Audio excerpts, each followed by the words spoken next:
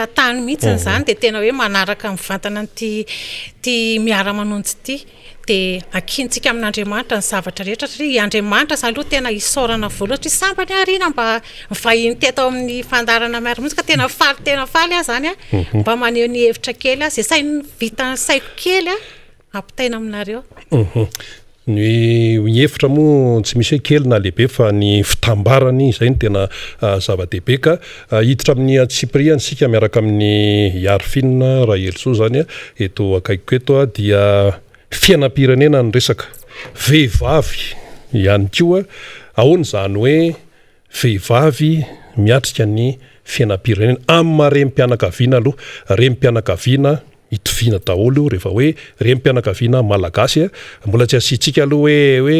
inona firehana politika sy ny sisa fa hoe rem-pianakaviana malagasy eto Madagasikara ahoana no hiatrehana an'izay amin'ny marem-pianakaviananao ry Iarfina.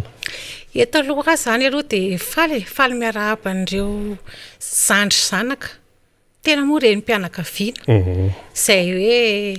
vita ny fanadinana BBC ary nisy ny afaka nisy ny tsy afaka. Ianao aloha zany de tena ara-baina manokana eto rina satria afaka soma tsara ny zanakao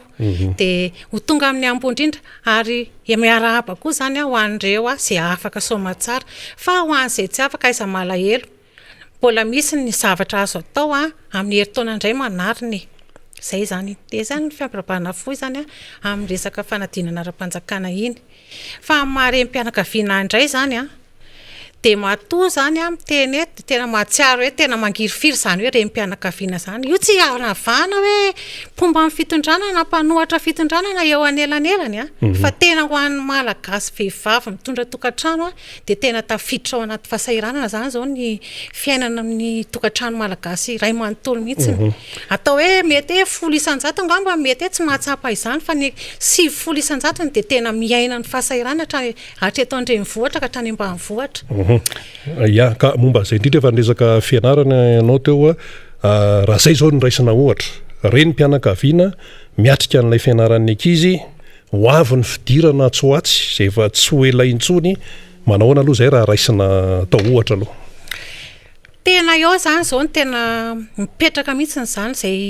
fanontaniana nataonao zay satria ao anatin'ny fidiran'ny mpianatra tsika zao misy ny vakansa vao aingana kely ray volana ihany zany ny vakansa mpianatra amin'izao ny fahalalako anazy satria tsisy hoe fotoana lava be noho le valana retina corona de misy zany hoe nianatra foana de vakansa aloha kely ray volana fotsiny zany no nipetrahana calendrier tsy tony mahazatra zany hoe ray volana zany ny rem-pianakaviana nefany tena miakatra daholo zany ny vola aloha. Za zao mahita ao tokantranoko zany mahita ankizy anankiroa fotsiny mba tantarao kely hoe tena zany mihitsy ny zava-misy hoe tena hoe ankizy kely anankiroa mbola vao 9 taona zany 5 taona ohatrinona lany Iarfina lany zao amin'izay ny anankiray fotsiny 3 hetsy ariary ny anankiray nefa moa ve raha misy olona firy amin'izay zany de ohatrinona raha efatra zany de efa ampitomboina efatra tomboy amin'izay zazakely zany tsy mbola hoe lehibe akoriny nefa ny fitaovana mbola tsy ao anatiny mbola ny fitaovana mbola tsy ao anatiny izay fa mbola vola aloha fotsiny hoe 3 d'entrée 6 de eo zany zay no mahatonga hoe hianatra amin'ny EPP zany ny ankizy any koa nefa mbola vola koa ny aloha ho an'izay olona hoe tsy mahatakatra any amin'ny privé zany reo mbola tena hoe sahirana indray aman-dreny ka eo lasa hoe tsy tafiditra ampianarana tsony ny ankizy amin'izao satria tsy araka ny ray aman-dreny tsony zany de misy lasa hoe raha anakefatra izy zany tokony hianatra de hoe le anankiray na roa zany ny ampidirina mianatra satria tsy araka le efa mividy tsony ange zany tamin'ny fitondrana teo aloha tana tadidiko mihitsy tamin'ny président Ravalomanina zany za rem-pianakaviana ny zanako tena mbola kely tamin'izany nianatra tany amin'ny libre ny zanako ary tamin'izany hoe mandoa sara ampianarana fa mbola nampiana tamin'ny fidiran'ny mpianatra hoe ny droit d'entrée zany sara ampidirana any amin'ny fianarana zany nampiany ny fitondrana fohy be tamin'izany nisy ny fiakaran'ny frais tamin'izany fotoana zany nahazo carte daholo ny mpianatra fihenam-bidy tamin'ireny bus reny tamin'izany fitondran'ny président Marc Ravalomanina zany nisy ny fitsinjovana na amin'ny kit scolaire ary tena kit scolaire tsotra ny ambo zao hoe za zao mahita kitapo ny zarain'ny fanjakana tsy hoe fanaratsiana fa efa simba sahady efa rovodrovitra papeniny akisy any an-dalana eny miaraka amin'le tableleny zaraina zay ny sasa moa mahazo ny sasany tsy mahazo fa tsy hoe malagasy ray manontolo mahazo an'iny nefa tamin'ny fitondrana Ravalomanana ny kitapo 3 taona tsy simba ny zanako zanako moa tamin'izay tsy nahazo tablie fa ny mpianatry ny EPP nahazo jerevako hatramin'izao mbola mahita an'le tablie carreau maitso ka izay nataoko hoe tsisy programme mpampianarana mihitsy zany ho an'ny vahoaka malagasy ankehitriny fa lasa le hoe manara-penitra nefa le manara-penitra le fenitra mbola tsy fantatra hoe ahoana zany na ahoana dia eo zany hoe raha ny fahasahiranana mahazo ny ray aman-dreny zany amin'ny fidirana mianatra amin'izao dia tena hoe sahirana zay zany alapangona amin'ny teny tokana le izy mazava zay ka ny resana zany mantsy tsy hoe tonga amin'ny fiteniny zazany hoe manohatra fotsiny miteniteny foana nareo ve dia tsy manandrara fa tsy ny hoe mitsikera sinsisa fa zany aloha ny zava-misy asa aloha hoe ahoana ny fahitantsika n'izay zava-misy zay fa sationany fotsiny zay amin'izay nentin'ny arifiny zay amin'ny fahasahiranana hiatrehana n'ilay fiadiran'ny mpianatra indrindrandrindra ny renim-pianakaviana no mizaka voalohany ihany koa zany an'izay raharaha izay fa etsy an-daniny anefa misy ny fampanantenana isan-karazany izay arahantsika na eno zany tamin'ireny propaganda reny sinsisa ahoana ny fahitanao an'izay zany roa taona sy tapany misasaka ny fitondrana ny mpitondra ankehitriny fa talohan'izay koa efa nisy ny tetezamita roa taona sy tapany izay nitondran'ny fanjakana nisy mifampanantenana betabe za aloha mivavaka ingane mba ho tanteraka reny fa tsisy nanao mihitsy azy atanterahana ingane tsy ho tanteraka fa ianao tena mivavaka mihitsy ambany atanterahana zany zavatra zany ankehitriny anefany lasa ohatrany hoe fampanantenana pokaty zany misy satria tsisy zavatra tena metraika amin'ny vatana amin'ny fiainan'ny vahoaka malagasy zany ny zavatra misy ankehitriny le zavatra misy amin'izao endrika ivelany tsy izany ange any amin'ny distrika maro ivelana Antananarivo eran'ny Madagasikara ny teneniko tena hoe sekoly eny tsisy tablio tsisy nina tsy alova very olona reny namboarina io anie tsy mila zavatra hoe tena goavana be ny olona fa rehefa misy efitrano miaraka amin'ny tablio miaraka amin'ny solaitra miaraka amin'ny tableau dia efa izay tediavin'ny olona fa tsy ny olona tsy mitady zavatra hoe satria tsika malagasy tsy manrandrana manendrika ny hafa satria tsika tena mbola farahidiny tena farahidiny amin'ny fahatrana mbola gisitra faharoa mahery faharoa moa ny filaharantsika zany alohan'ny farany zany tsy fantatra hoe iza le voaloha le farany mbola dia izay zany dia amin'izay mahazavatra ataovy tsotsotra aloha ny fiainan'ny malagasy zay zany aloha ny tena tedavina tsy mila rendrarendra tsy mila inona fa tena hoe jerevo le zavatra misy eto amin'ny firenena dia jerevo koa ny zavatra atao fa tsy hoe zay tianareo atao ihany ny atao dia hoe mihevitra nareo tena faly daholo ny olona nefa tsy izay ny zava-misy manao zavatra nareo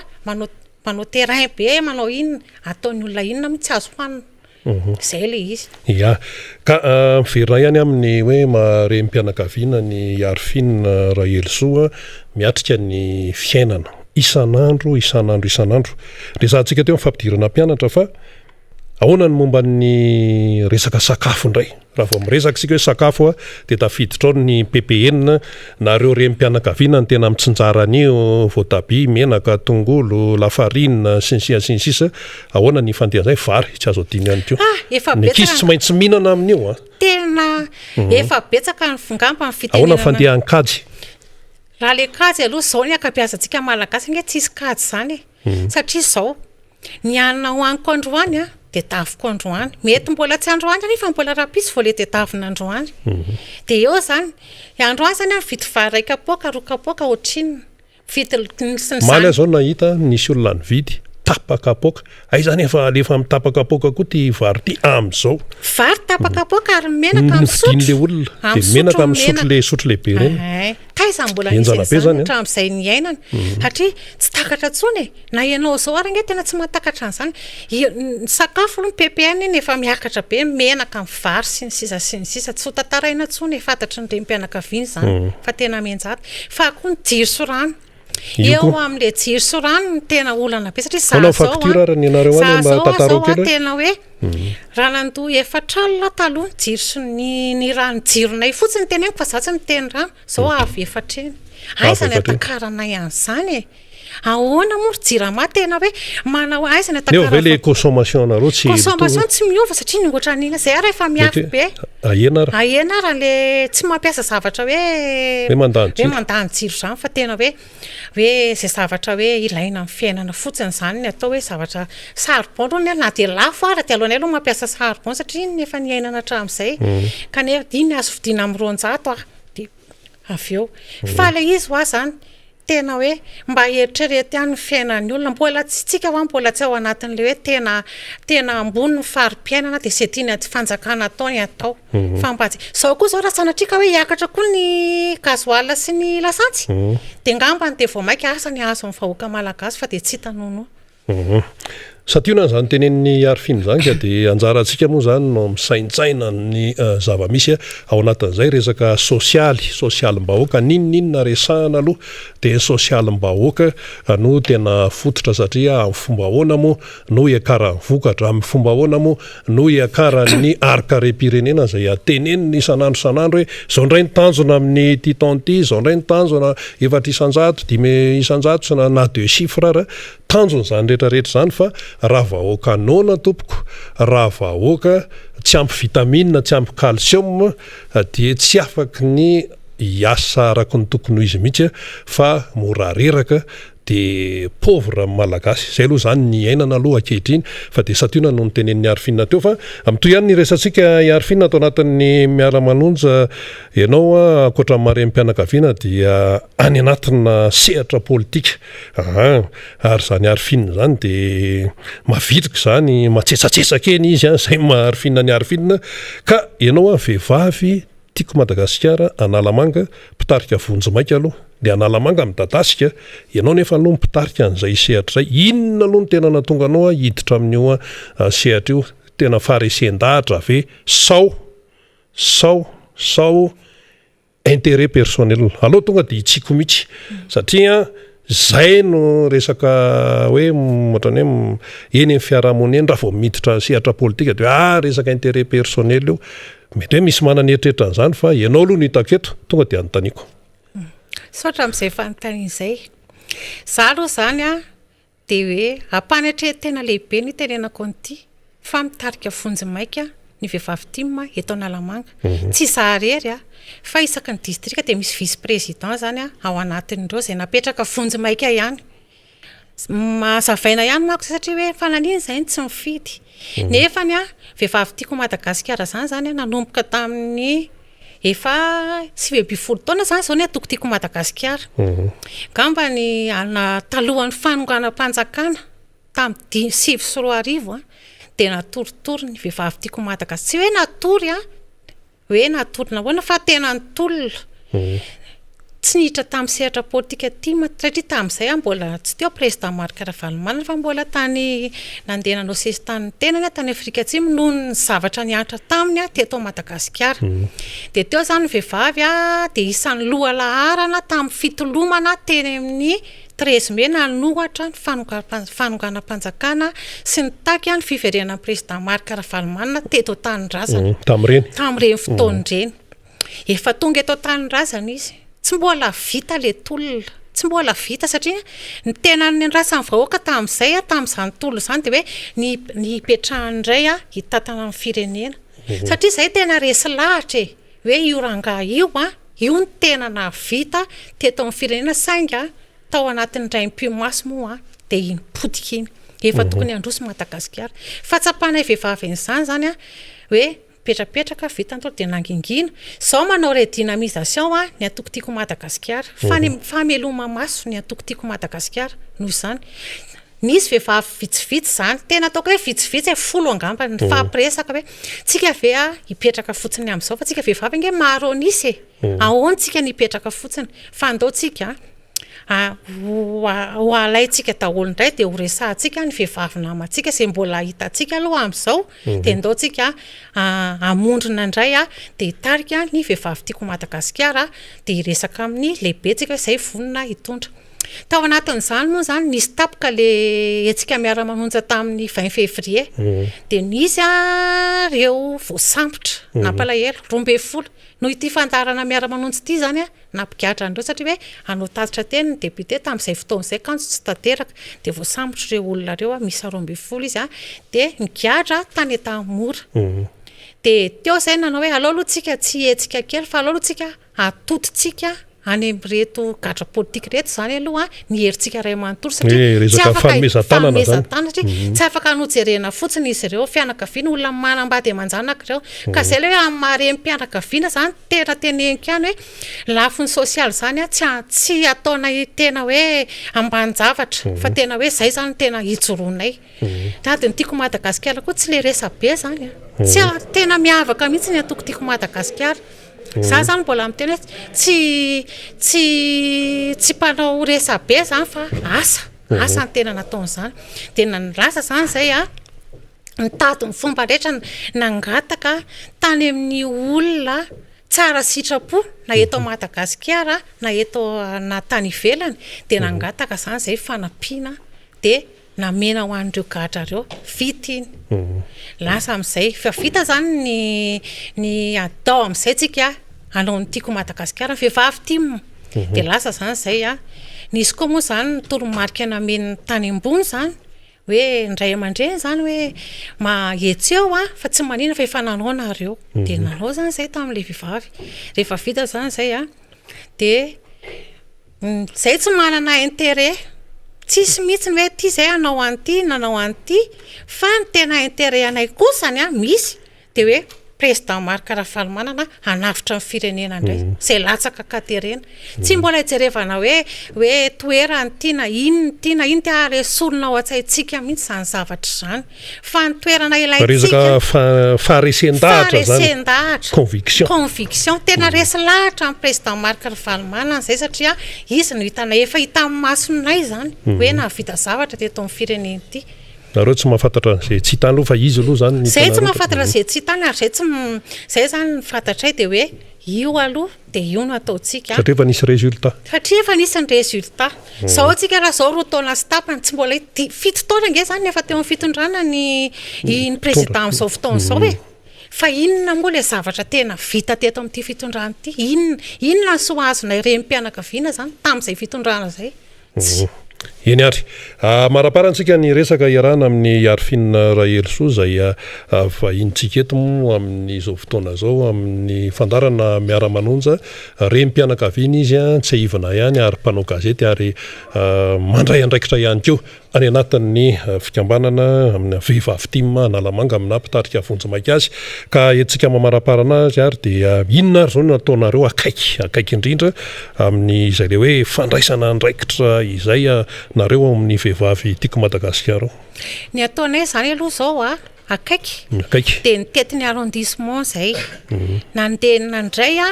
nijery hoe ahoana nandeha namonina tory zany efa misy ange amin'ireny arrondissement périphérie ny commune eto Analamanga efa misy vehivavy zany fa ireo zany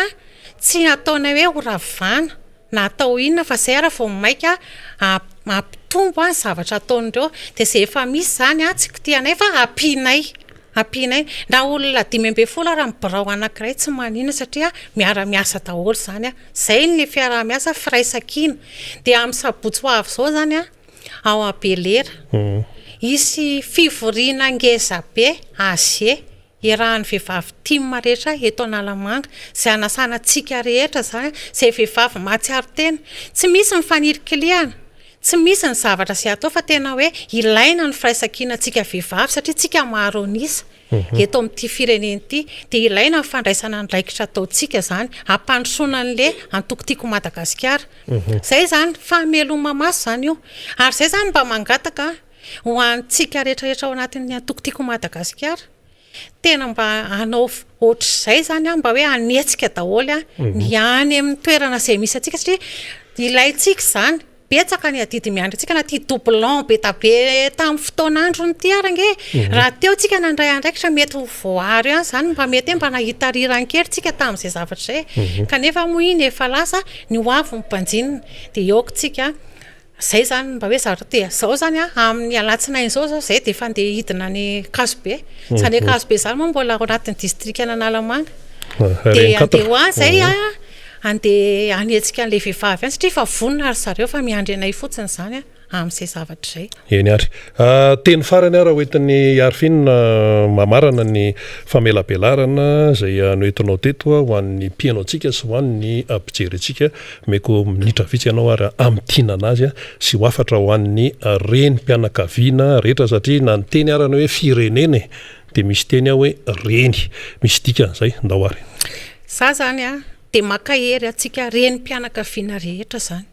Amin'ny mahareny ana de makahery aho hoe tena mafy ny mahazo antsika nefa ny asa kivy fa mbola ho avy ny maraina zany ahafahantsika mihoatra amin'ity fiainana ity de mbola le fanentanana zany ataoko anareo vehivavy zay hiditra vehivavy tiako Madagasikara satria betsaka anareo zany no miteny zay te hiditra fa tsy hitanay zay ale. Rehefa ohatra zany areo ka te hiditra tiako Madagasikara misy betabe any amin'ny district manodidina antsika misy vehivavy daholo any Atsimondrano any Avaradrano any Andrefaniarivo eto Antananarivo renivohitra any any Kazobe any Antsorobe any Manjakandriana misy daholo zany rehetrarehetra manatononareo andreny olo reny raha ohatra ka tsy afaka zany de ao Belera ao QC Belera zany misy olona mandray foana ao. Misy olona mandray foana ny anaranareo sy ny toerana misy anareo ary ny adresy tena misy anareo fa ho avy sika tena melo masin'le antokotiko Madagasikara satria fa mahatsiaro fangirifirina loatra tsika vehivavy ary tsy ho an'ny vehivavy tiako Madagasikara rehetra fa ho anareo vehivavy rehetrarehetra zay mahatsiaro tena hoe vehivavy mijoroa mandray sandraikitra fa tena ianao ihany no mahalala no avy ny taranakao ary ny firaisankina no hery de misaotra indrindra de misaotra ninareo misaotra namana Rina Rabe Mananjala zany nandray ana mbola betabe moa ny teny fa de mbola manasa anareo anaraka izany hatramin'ny farany. Eny ary de Arifina no isaorana nanaiky nitondra an'izay fanazavana izay satria de anjara biriky lehibe no noentiny tamintsika marem-pianakaviana azy moa tena hoe nasongadana teto izay mifandray amin'ny fiatrehana ny tontolo sosialy eto Madagasikara izay iarahany rehetra mahita ny fahasairanana amin'izao fotoana izao ary dia mitoy ihany ny fandarantsika tonga ny vahiny manaraka tsy iza moa zany fa Andriamatoa Ivan Rakotomalala. Zany Andriamatoa Ivan Rakotomalala zany dia fahalalany maro azy de efa tompona andraikitra izy teo anivon'ny tanàna Antananarivo renitony tsy atao hoe madinika fa atonitony mahafantatra an'izany sehatra zany ihany koa izy zany amin'izay tontolon'ny fandrarana izay zany hoe sady anana ny fahaizana manokana eo amin'ny resaka fitantanana matoa sy tompona andraikitra teo amin'ny tanàna Antananarivo tamin'ny fotoana nabe ny tanàna Antananarivo renivohitra ny neny Lalao Ravalomanana dia teo izy zany dia eo ihany koa mampandrararaka nambarantsika teo izay no hoe tompolasy tompovavy fa faly miarabanao Andriamatoa Ivan Rakotomalala aloha tonga eto amin'ny miara-manonja. Miaraba namana Rina Rabe Mananjara ary miaraba ny mpieno sy ny mpijery an'izao fandaran'izao na ny eto toerana na ny any ivelany eo amin'ny serasera samihafa ny radio MBS ny YouTube, radio Mada ny Facebook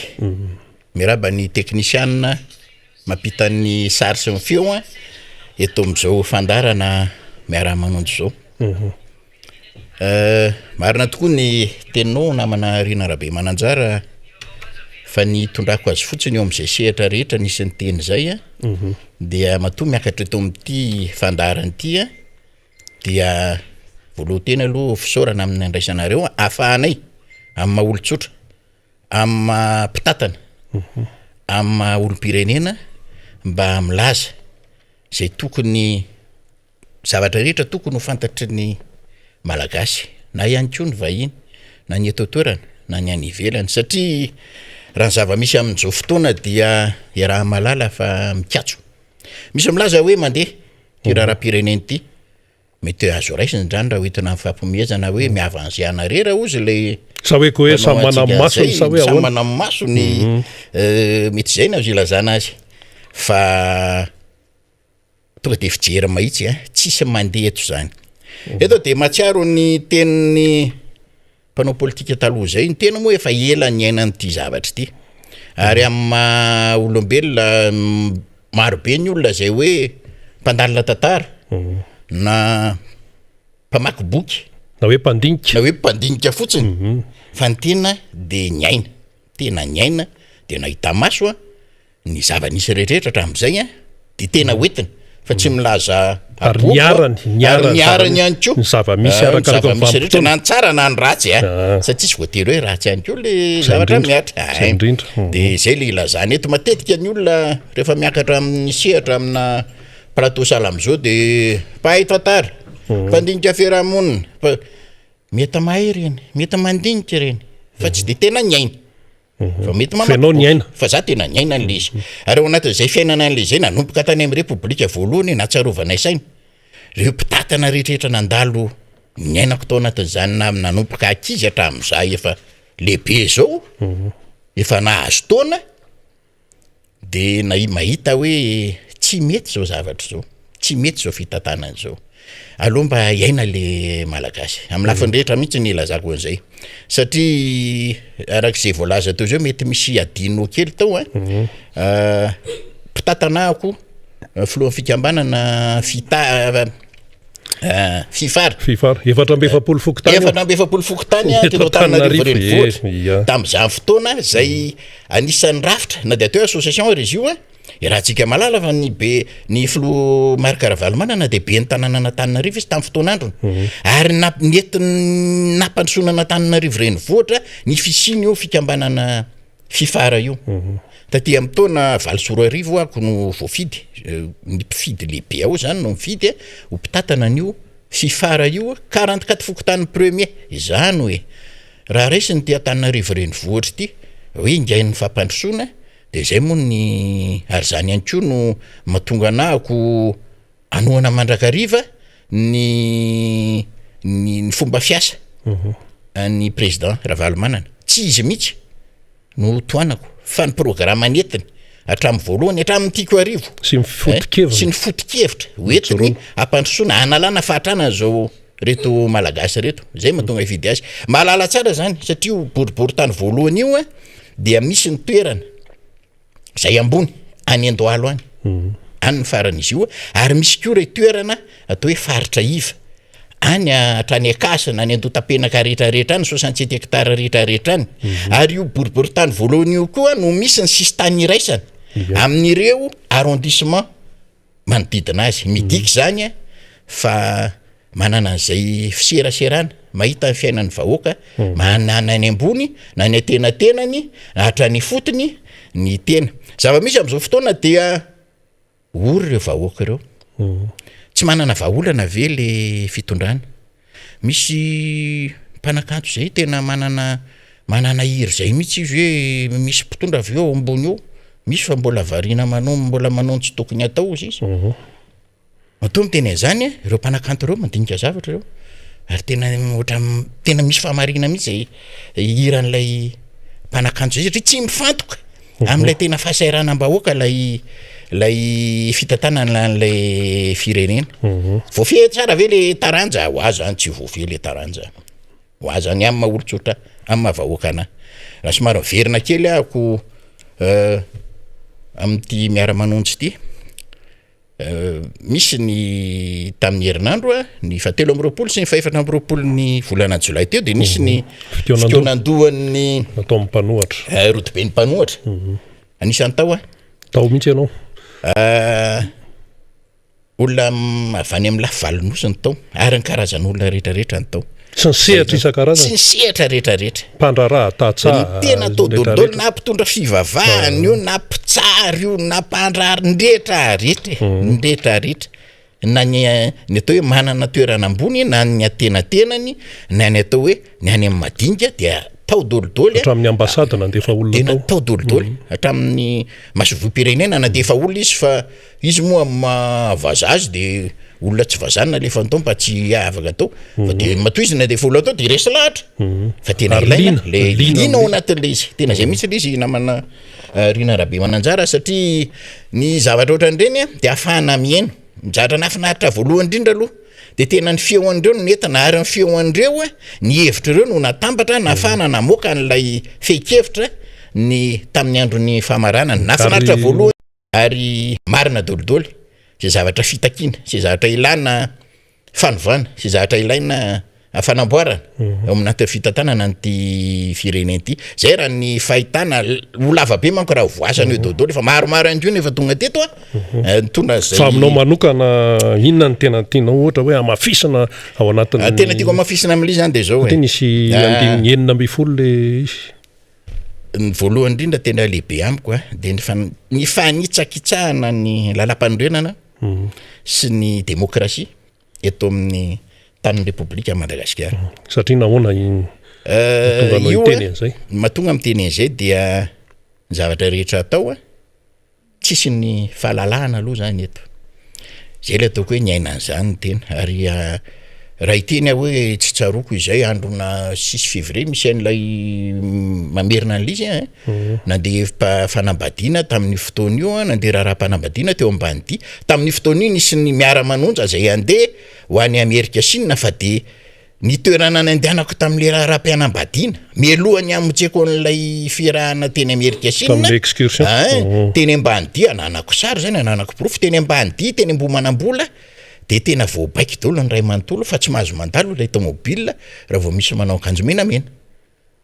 tamin'ny fotoana iny ohatra tena de gaga na mpandalo zay any anatina ino ty any anatina tomobile monja raha-panambadiana mode ohatra ino ty fa menina le mpitandro filamina nanotsy avelandeha reo olona reo gaga ny olona teo ambany dio teny ambomanambola de ohatra zay ihany ko nefa tam'ireo misy manao menamena fa tsy zay indrindra ohatra zany ohatra fotsiny zany aty amin'ny nino ty ny fahalalahana afahana maneho hevitra hoe ndraty mpanjakana ny télévision ny fanjakana tsy afaka mandeha makany mihitsy zany ianao aloha zany zao zany argumentanao zany aloha fomba fitenao zany tsy tafiditra any ianao tsy tafiditra satria ianao ange raha ny fanazavana hoentinao zany de zay no zay mihitsy satria rehefa mijery zay olona tokotokony hitovitovy amin'ny tena tsy tafiditra any ko ny tena aveo tafiditra eo le izy io fa nefa ny zava-dehibe zany de atao hoe isaorana an'Andriamanitra reto vahoaka endry ny malagasy mbola atao hoe endry satria amin'ny malagasy mbola mandala an'izany tena hoe filaminana zany marina fa raha za zao raha ao anatin'izany hoe mpanohatra zany za tsy ao anatina fanoherana amin'ny jidrajidra reny tsy fanoherana mpitolo tsy mpitolo zany tokony mpitondra zany de tokony manatombo ny mpitondra am'izao fotoana raha tena mandray fa ny mpanohatra nge tena mamihevitra tokony enona ohatra ny tenin'ny arifinina teo zao maromaro mihitsy ny rem-pianakaviana tena mamihevitra nge mpanohatra fa tsy hoe mpanohatra reo de tsy enona fomba fiteniko matetika any am'izay alehako sy ny ainako agny eno daholo ny olona fa tsy voatery inonao fa misy tokony ho raisinao foanao mizahatra tsara foana zany avy am'ireo olona reo fa tsy hoe miteniteny foana reo de ireve miteny de tsy enona tsy atao an'izay le izy de komantsy vao hoe mahita an'le endriky le olona de tsy enona akory le teneny fa tonga de eo de fa tsy enona manao fitsarana melo le olona za tsy afenoko anao zao jery le polo miara-manonja nanan'iziny anakiroa fa nisy nanientaka le tiako teneny hoe nisy nanientaka mahazo a voalohany vidy a voalohany de misy mangataka le olona de ameko de vidy afaroa de misy mangataka le olona de ameko midiky zany fa tian'ireo olona reo ilay polo de aloako mihitsy zany tsy manana fa tiako mijery anazy hoe izy fa manaraka an'le miara-manonja aty am'lay anina ty zao so de tsy tsaroko manko avy eo namana Rina Rabe Mananjara atao anatin'le hoe tsy mandeha ty zavatra ty vao malinomaly ahako tany amin'ny lalan'ny Mazanga tany amin'ny RN 4 tany mbola mihoatrana Kazobe omaly any tany de misy tomobile manerinirina hainao tsara to manerinirina somary anebakeba tany misy tomobile ampanina maty zany tomobile io de misy mécanicien zay tafaresaka tamiko mihitsy satria antjanona andro atoandro zany io ndresahana io fa reo mécanicien rola reo zay manamboatra ny tomobile io de afa natory teo zany efa 3 andro fa ny fakomaly alina zany reo olona reo ty resaka tsy fandripahalemana sozy izy roa lafa atao ambany tomobile io zay ny natory fa nidalo de mitsoka sifle sady mitabataba amin'ny alina mandalo amindry zareo amin'iny Reine Catherine miaraka amin'ny basiny sy filisiny moara sy ny rehetrarehetra de mba tsy hitan'izany raha lasa tsy de raharaha iny le tomobile maty fa asa ozy na izy izy ireny no anafika na izy fa raha zay ozy zao natory tao anaty tomobile fa tena vitandrala ataoko fonteny hoe tsy fandriam-palema na tsarotra le izy de lazaiko anankiray faharoa koa rehefa nandalo tao Kazobe de mahita fa resy malagasy mahantra aloha to de atao mazava hoe mahantra satria tsy mihodina mihitsy zany lay fiainan'le olona mangingina tena mangina tsy anime le fiainan'le vahoaka dikan'izay fahatrana rehefa mandeha ny lalam-pirenenena anao de hitanao mihitsy hoe tsy mandeha le izy fahatelo mbola anaporofoko ihany koa hoe tsy mihodina ny vola eto Madagasikara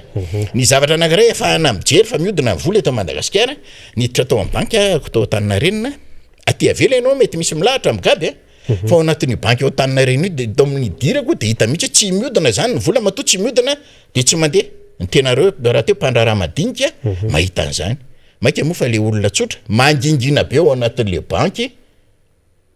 de milaza fa tsy mihodina ny vola matoa manginao tsy misy mipametraka vola tsy misy mipaka vola anaty fonteny fotsiny zay Rina Rabe Mananjara fa le zavatra tena misy moa zany dia mba ilazana ny mpitondra bajereo inona tena maika amreto vahoaka reto satria raha masoko mijery tsy atao tsirairay le izy raha miteny hoe mpitondra tsy filohan'ny repoblika ihany fa reto tompona ndraiky zay mipetraka zay napetrany reo membre ny gouvernemanta efa misy miteny foana fa fanapanatanteraka zany le fanapanatanteraka mihitsy eto zany de miteny ny vidin-javatra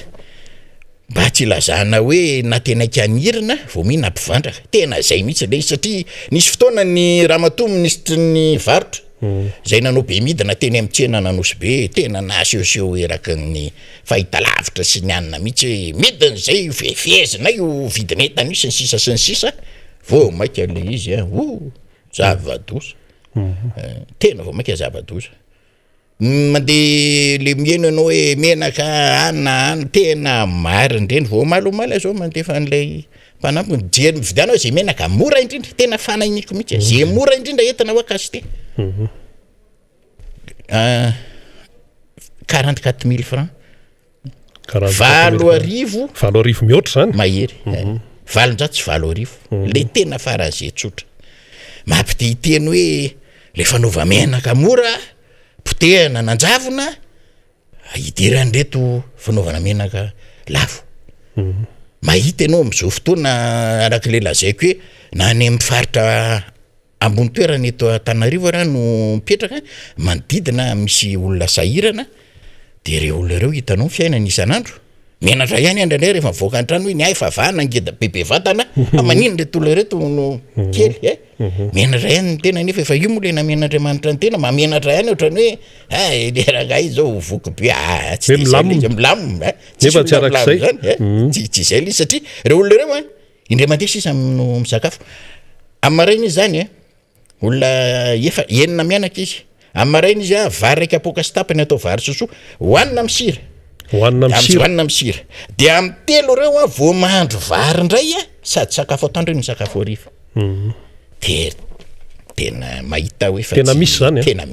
tena misy zany eto Antananarivo renivohitra zany eto Antananarivo renivohitra maika moa fa mivoaka kely ianao any ambanivohitra kere moa zany de efa tsy resahana tsony iteny ianao hoe tompona ndraikitra eo foantsika le mpanatanteraka tena kivy ihany satria ireo ngeno jereny ary le fomba iainan'ny malagasy fomba fiainan'ny olona raha misy ray aman-dreny iny zany no fitaratra iny raha menga eo tokantrano zay ataon'ilay ray aman-dreny no tokony arahan'le zanany zava-misy nefa de ohatran'ny fitenin'ny tompoka lamonja jaune fa iny hoe rehefa fandingana anao zo mibokotra eny ambony indrindra de mifandingana hatrany ambany de tsisy modely tsony zany le fitantanan-draha raha satria hatrany fokotany eto zany de tena mamerina mpitondra fokotany ataloha dia mahita raha amin'ny chef district sy ny préfet de police mihitsy ny mpitondra fokotany raha vao tsy mampivory ny fokon'olona tam'izany fotoana de nareo mampivory de mampivory ianao ary tena mandefa ny procès verbal ny fivoriana iny mihitsy ary ny tena zava-doza de ity ifokotany io am'izao fotoana lasa fahavalo le vahoaka mampalahelo mijery le mpitondra fokotany tena tsy afianina zany ahoana tsara lasa fahavalo le vahoaka any anatiny indrindra tamin'ireny le resaka corona reny le fanampiana reny le ty mahazo hitantsika ingereny na de tsy avany le mpitondra fokotany ko sara le fahadisoana lan'lay vahoaka foana satria izy ny eo anivony eo nametraka foana zany hoe manao hoe ny raiky mpitondra fokotany voafidy voalohany teto Antananarivo renivohitra teto tamin'ny fotoan'androny tany amin'ny taona 970 de tena mahazo ny asiny mihitsy mpitondra fokotany zany eo amin'ny tanàna onenany fa raha zava-misy amin'izao fotoana zao ny mpitondra fokotany zao any aminay be de biarany tsy mahafantatra izy amin'ny président satria tsy mahafantatra hoe izy tsy malala le vahoaka etony izy amin'ny président satria ny re chef district le président fokotany tsy fantany le président pokotany teo mitakoko izao de zao tsy haiko efa amataona le président pokotany indre mandeha izy no fanena tamiko nefa ianao mpitondra fokotany zany mila malala tsara inona zatra tadiavon'reto olo reto mba miresaka amin'ny olona sensisa indre mandeha zany mba niona tamiko président io ny tena moa am'zay namen'Andriamanitra ny tena de mba manory foana ihany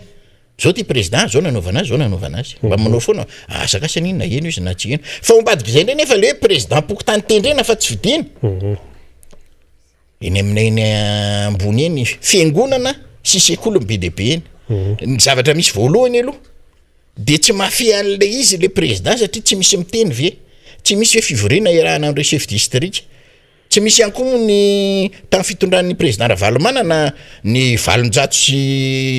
ny valo arivo sy ray alina mahery ny mpitondra fokotany teto Madagasikara de nofanina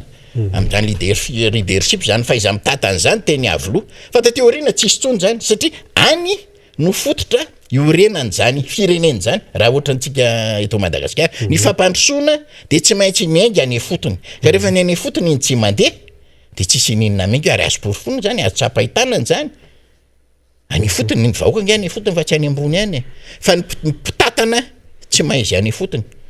matetika ako miteny hoe rehefa hoentin'ireo ny olona ambony rehefa hoentina de hoentina chauffeur izy de any an-damosina tsy mahita le fiaina anaty fiarakodio tsy mahita le fiainan'ny olona eo am'loana ary zay anisany anankiray mba hitakotse midoka fa zara teo moa tsy ty entina mpamily zany ianao tonga de ianao mihitsy za foana no mitondra de mahitany eo aloha ary zay no hitako hafa mihitsy tamin'ny izy vady reo tsy ana fa maha olombelona président Ravalomanana raha mandeha tobila de eo aloha izy zay ko Ramatolalao Ravalomanana tamin'isy be ny tanàna de eo aloha izy tena mahita tsara hoe ay ry tena izao fa tsy miteriterinao an-damosinao amin'ny akavananao an-damosinao tsy zay zany le tena hoe mijery le fiainam-bahoaka ianao ka raha ianao nge raha tsy mahita ianao zany de tokony hay hoe ina le vahaolana de rehefa manao ianao de tokony havita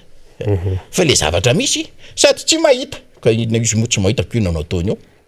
normal raha tsy zavatra vita eny ary maranantsika ny resaka fanaovana amin'Andriamatoa Ivan Rakotomalala zay atsivona ihany fa efa tompona andraikitra teo aloha izy tao amin'ny tanàna Antananarivo ex président FIFAR 4 tao amin'ny boriboritany voalohany eo ihany koa mahampandrara madinika azy amin'ny nanao azy ary inona ny afatra farany hoentinao amin'ny mpiaino sy ny mpijery ny miara-manonja le hoe afatra farany aloha somary itsiko iny namana Rina Rabe Mananjara ny olo fatomako le manavatra farany eny fa hoe amtinantsika azy fa hoe amtinana an'le izy zany maka hery malagasy aloha tsy misy zavatra tsisy farany zany ary ny masoandro tsy maintsy mbola hiposaka amin'ny fotoana hiposahany anazavan'ny tsirairay avy tena fahoriana tsy inona le iainan'izao mivavary malagasy fa io Andriamanitra io tsy miangatra io tsika zany mivavao ia satria tsika de natao atahotra an'Andriamanitra ka rehefa matahotra azy ianao ka mino azy mavita fahagagana tsy takatry ny sainao io Andriamanitra io fa ny sasany aza miandro tonga ohatran'ny sasany lasa ho atahoran'Andriamanitra tsisy tsony fanaitenana raha voasanatria ianao tonga am'zay hoe atahoran'Andriamanitra zay engane tsisy zay ny amezako azy ao anatina tena fahatrana lalina fijaliana be ny vahoaka malagasy de manakina be de be fiainana amin'Andriamanitra ary mitodika ako amin'ny mpitondra am'izao fotoana aza hoditsite ataovetra mitondra fiarakodia na mitondra moto jereny rétroviseur banjiny ny aloha jereo ny avy jereo ny avanana fa lasa vohitsaka ny tobile eo aloha na ny olona eo aloha na mba jereo dolidoly de mba ataovy fa eo aminareo dolo fahefana rehetrarehetra afahana mampandroso ny olona tsy manana ininona raha afaka miasa le pragmatisme ngely miainga amin'ny zavatra misy afaka mavita zavatra ka rehefa aminao dolidoly ny zavatra rehetrarehetra ninninna aminao dolidoly ninninna eo dolidoly na volana na fahefana na ny fifandraisana ny radio ny télé ny tsera ao aminao tsy misy fa maninona tsy mandeha ampiasao amin'le tokony mahasoan'ny vahoaka le izy fa aza ampiasaina amin'ny mahasoan'ny fianakaviana na olona olombitsy fotsiny zay any zany mba teniko de misaotra ny fandarana miara-manonja misaotra ny pijery sy ny mpieno nanaraka eran'izao tontolo zao kompatanana ho an'ny fianakaviana ny tapaka sy namana na ny etotoana na ny nevelany de mbola ao fotoana tsy maintsy mbola iverena ny eto de makasitraka ny tompon'andraikitra Rina Rabe Mananjara tamin'ny fandraisana mahafinaritra maro ampiana dolo tompoko eny ary de ianao ihany koa no isorana nitondra an'izay fandraisana anjara lehibe zay tato anatiny ity miara-manonja ity satria atsika mianakavy izy ity averimberina foana hoe malagasy de ho Madagasikara ho an'ny malagasy tsy janona ho slogan fotsiny zany fa tena apiarina sy iainana mihitsy ary de isorana Andriamatoa Ivan Rakotomalala ny vahiny teto mitoy ihany ny miara-manonja amin'ity fotoana ity efa misy indray ny vahiny manaraka ao rehefa ho avy eto ihany koa ny namana mavitrika de mavitrika Faniry Razafy Manatany Faniry Razafy Manatany efa akaiko eto izy ary andray ny vahiny manaraka fa ary miaraba ny Faniry aloha ary dia menanao vetrany ny sehatra ary ho fanoizana ny fantarantsika Faniry. Eny ary de misaotra Rina Rabe Mananjara miarabantsika mpieno sy mpijery ny MBS radio sy ny radio Mada FM 95.4 ny MBS radio dia ny fahita lavitra MBS NQ zay mandray mivantana an'izao miara-manonja izao eo anko ny radio Mada FM 100.8 zay mandray sy mapita nity fandaharantsika ity androany fa 30 volana Jolay de tafaradalany eto ndray zany tsika anaovana ny kopakopa tanana marobe no afatra voarainay makasika indrindra ny fisotro fandaharantsika ny fankahirezana ny famporisihana indrindra avy any amintsika zay manaraka izany eto Madagasikara ary indrindra ianareo diaspora de tena mifandray aminay tsy tapaka mihitsy ary manolotra zay fankahirezana zay manolotra ihany koa ny amin'ny hoe izao ny vaovao samihafa misy ka mba tsara raha mba ifampizarana indrindra ihany koa ireo olona zay manam-baovao samihafa ka manantona mivatana sy manatitra izany amreo atota taratasy hoe zao ny zava-misy any amsehatra misy anay ihany de ty zao misy santionana voaray lay taratasy zay natsipitsika mikasika amin'ny vaovao samihafa reny vaovao marobe entinareo aty amin'ny MBS ireny dia tsy maintsy misy ny fitrandraham-baovao misy ihany koa ireo fanadihadiana samihafa ahafahana mitondra izany eto anivon'ny fandarana miara-manonja zany zay raisitsika isanandro moa zany itsika de mametraka mandraka riva fa ao anatin'ny asa lehibe ihany koa ny fanoherana sy ny antoko politika zay anisany angadina nanana sy vinahitana ny fandarana ny tiko Madagasikara dia ny éducation citoyenne na ny fitazaina ny olom-pirenena halala sy hafantatra ary anadiady sy andalina ny vaovao sy ny raharaham-pirenena izany ny tena fanotra lehibe hoentinay eto anivon'ny fandarana miara-manonja sy ny ekipa miara-manonja zay hitatsika ka mampiseho an'izay endrika zay ihany koa ny fisokafana sy ny fivelarana am'ireo olom-pirenena ireo vondrona mpanao politika indrindrandrindra ao anatin'ny sehatry ny fanoherana ka tamin'ity herinandro ity sika dia tena ny resaka ny zotran'izany résolution zany na ny fehi-kevitra zay tinapaka tamin'ny 7 sy 4 ny volana Jolay tetsy amin'ny bypass zay fikaonando nasionaly ny mpanohatra no nafantarantsika azy de nomena sehatra teny no namana avy any amin'ny faritany Toliary Fianaratsoa ny namana tato anatin'ny faritany na Tananarivo zay avy amin'ny sokajy samihafa ary voatetika no nandray ny Arfina Railsoa sy ny namatsika Ivan Rakotomalala zany raha ny fandaram-potoana dia maro be ny vahiny zay mbola te hivahiny na namana avy any amin'ny faritra na namana eto Antananarivo zay mikasa ny hizarany heviny sa aneo ny heviny ihany ko eto nivony miara-manonjaka kanefa ho an'ny fandaminana samy hafa zany a dia tsy maintsy misy indray a ny famerenana antsika hiatrika ny herinandro manaraka satria mbola ho lava ny lalantsika eto amin'ity miara-manonjy ity ary mbola betsaka ny zavatra hambara ary fantatray fa fitaovana ilayntsika vahoaka malagasy ilayntsika diaspora sy teratany malagasy any ivelany ity miara-manonjy ity ka adidinay ny mampandeha mampandroso izany ary miezaka isan'andro san'andro mikaroka zay vaovao sy zay tsara ho fantatra ao anatin'ny adidin'ny olo-pirenena fa andraikitra ihany ko ho an'ny fanaovana politika ho an'ny antoko fanoherina zany sy ho an'ny antoko zay mandray andraikitra ao anatin'izy ity dia ny antoko tiako Madagasikara ka miantsehatra ao anatin'izany indrindra ny solo-mavomboaka ny Madagasikara fa eo ihany ko reo ao anatin'ny birao politika zany antoko izany de miezaka manao zara hevitra amintsika zara fahalalana ary manao ihany ko zay mba tsara ho fantatra isan'andro araky ny fivoarana toedrara eto Madagasikara am'izao fotoana zao ninenandro resahany zany mba ahafantarantsika ny amin'ny fizotry ny zava-misy eto anivon'ny firenena ary fiainan'ny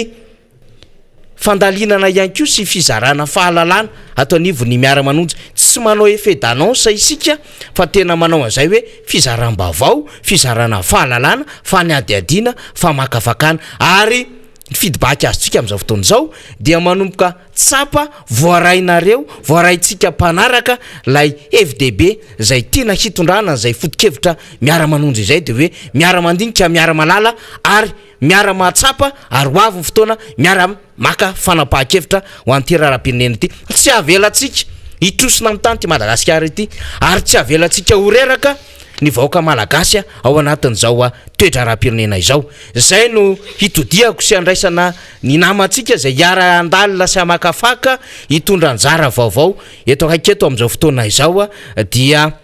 ny député ny firaisana fahadimy na ny distrika fahadimy na ny boribory tamy fahadimy sadaikatra ihany satria eo ny anaratsy foy firaisana tamy fotoanandro boribory tany araky ny fitsinjarana azy araky ny satria tsika moa commune tanina rivorevoatra manana ny fitsinjarana manokana le boribory tany enina fa distrika ihany ko izy amin'ny lafin'izay hoe fitsinjarana eo amin'ny resaka communauté territoriale décentralisé zay moa zany eo amin'ny lafiny fahefana ara administratif moa zany resahako io zany député fetra miaraba tompoko miaraba namana faniry dia manolotra ny araba ho atsika rehetra manaraka an'izao fandarana miara-manonja izao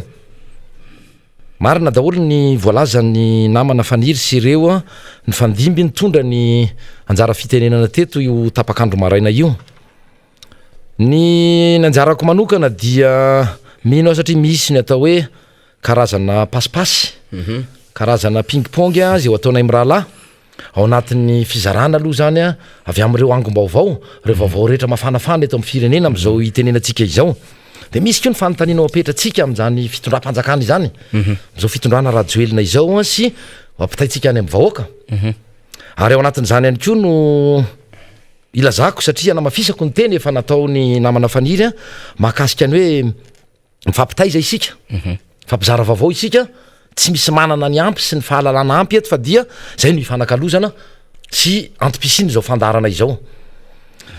matiako mariana ihany ko fa ny fandarana miara-manonja dia fandarana tsy mialonjafy ary nahitatsika ny fandimby teto nandritry ny efa fotoana lava izay tao ny solombavam-bahoaka tao ny olom-boafidy hafa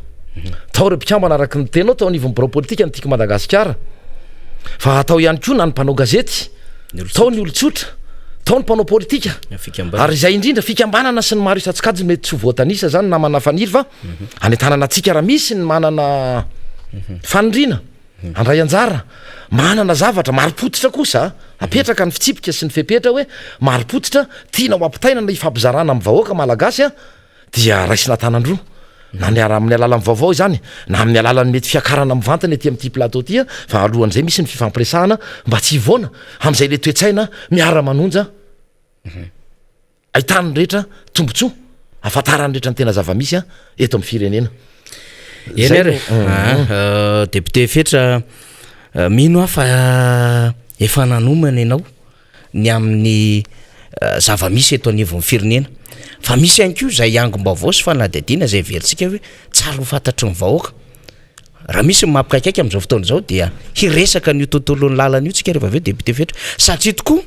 rehefa avy nangataka tsika satria dia firenen'andro roso moa Madagasikara mampalahelo fa tsy maintsy ambarantsika eto zay ny zava-misy hoe andro roso tsika de mangataka aloha zany tsika am'izao fotoana zao la ny eritreretina fa hoe ho mpampindrana ary tsy mila le ny avinavina mpamatsy vola de tsy sevitra rotona sy tapany tateorina fa dia mangataka tsika ka rehefa avy nangataka tsika dia misy vola any am 200 milliards de dollars any hoany 200 millions de dollars any hoany ho azotsika ao anatin'ilay ida de io zany a lay fikojakojana ny lalana zay 1200 km eto Madagasikara ho resahantsika amin'ny raha lahy zay député fetra rehefa aveo satria manana ny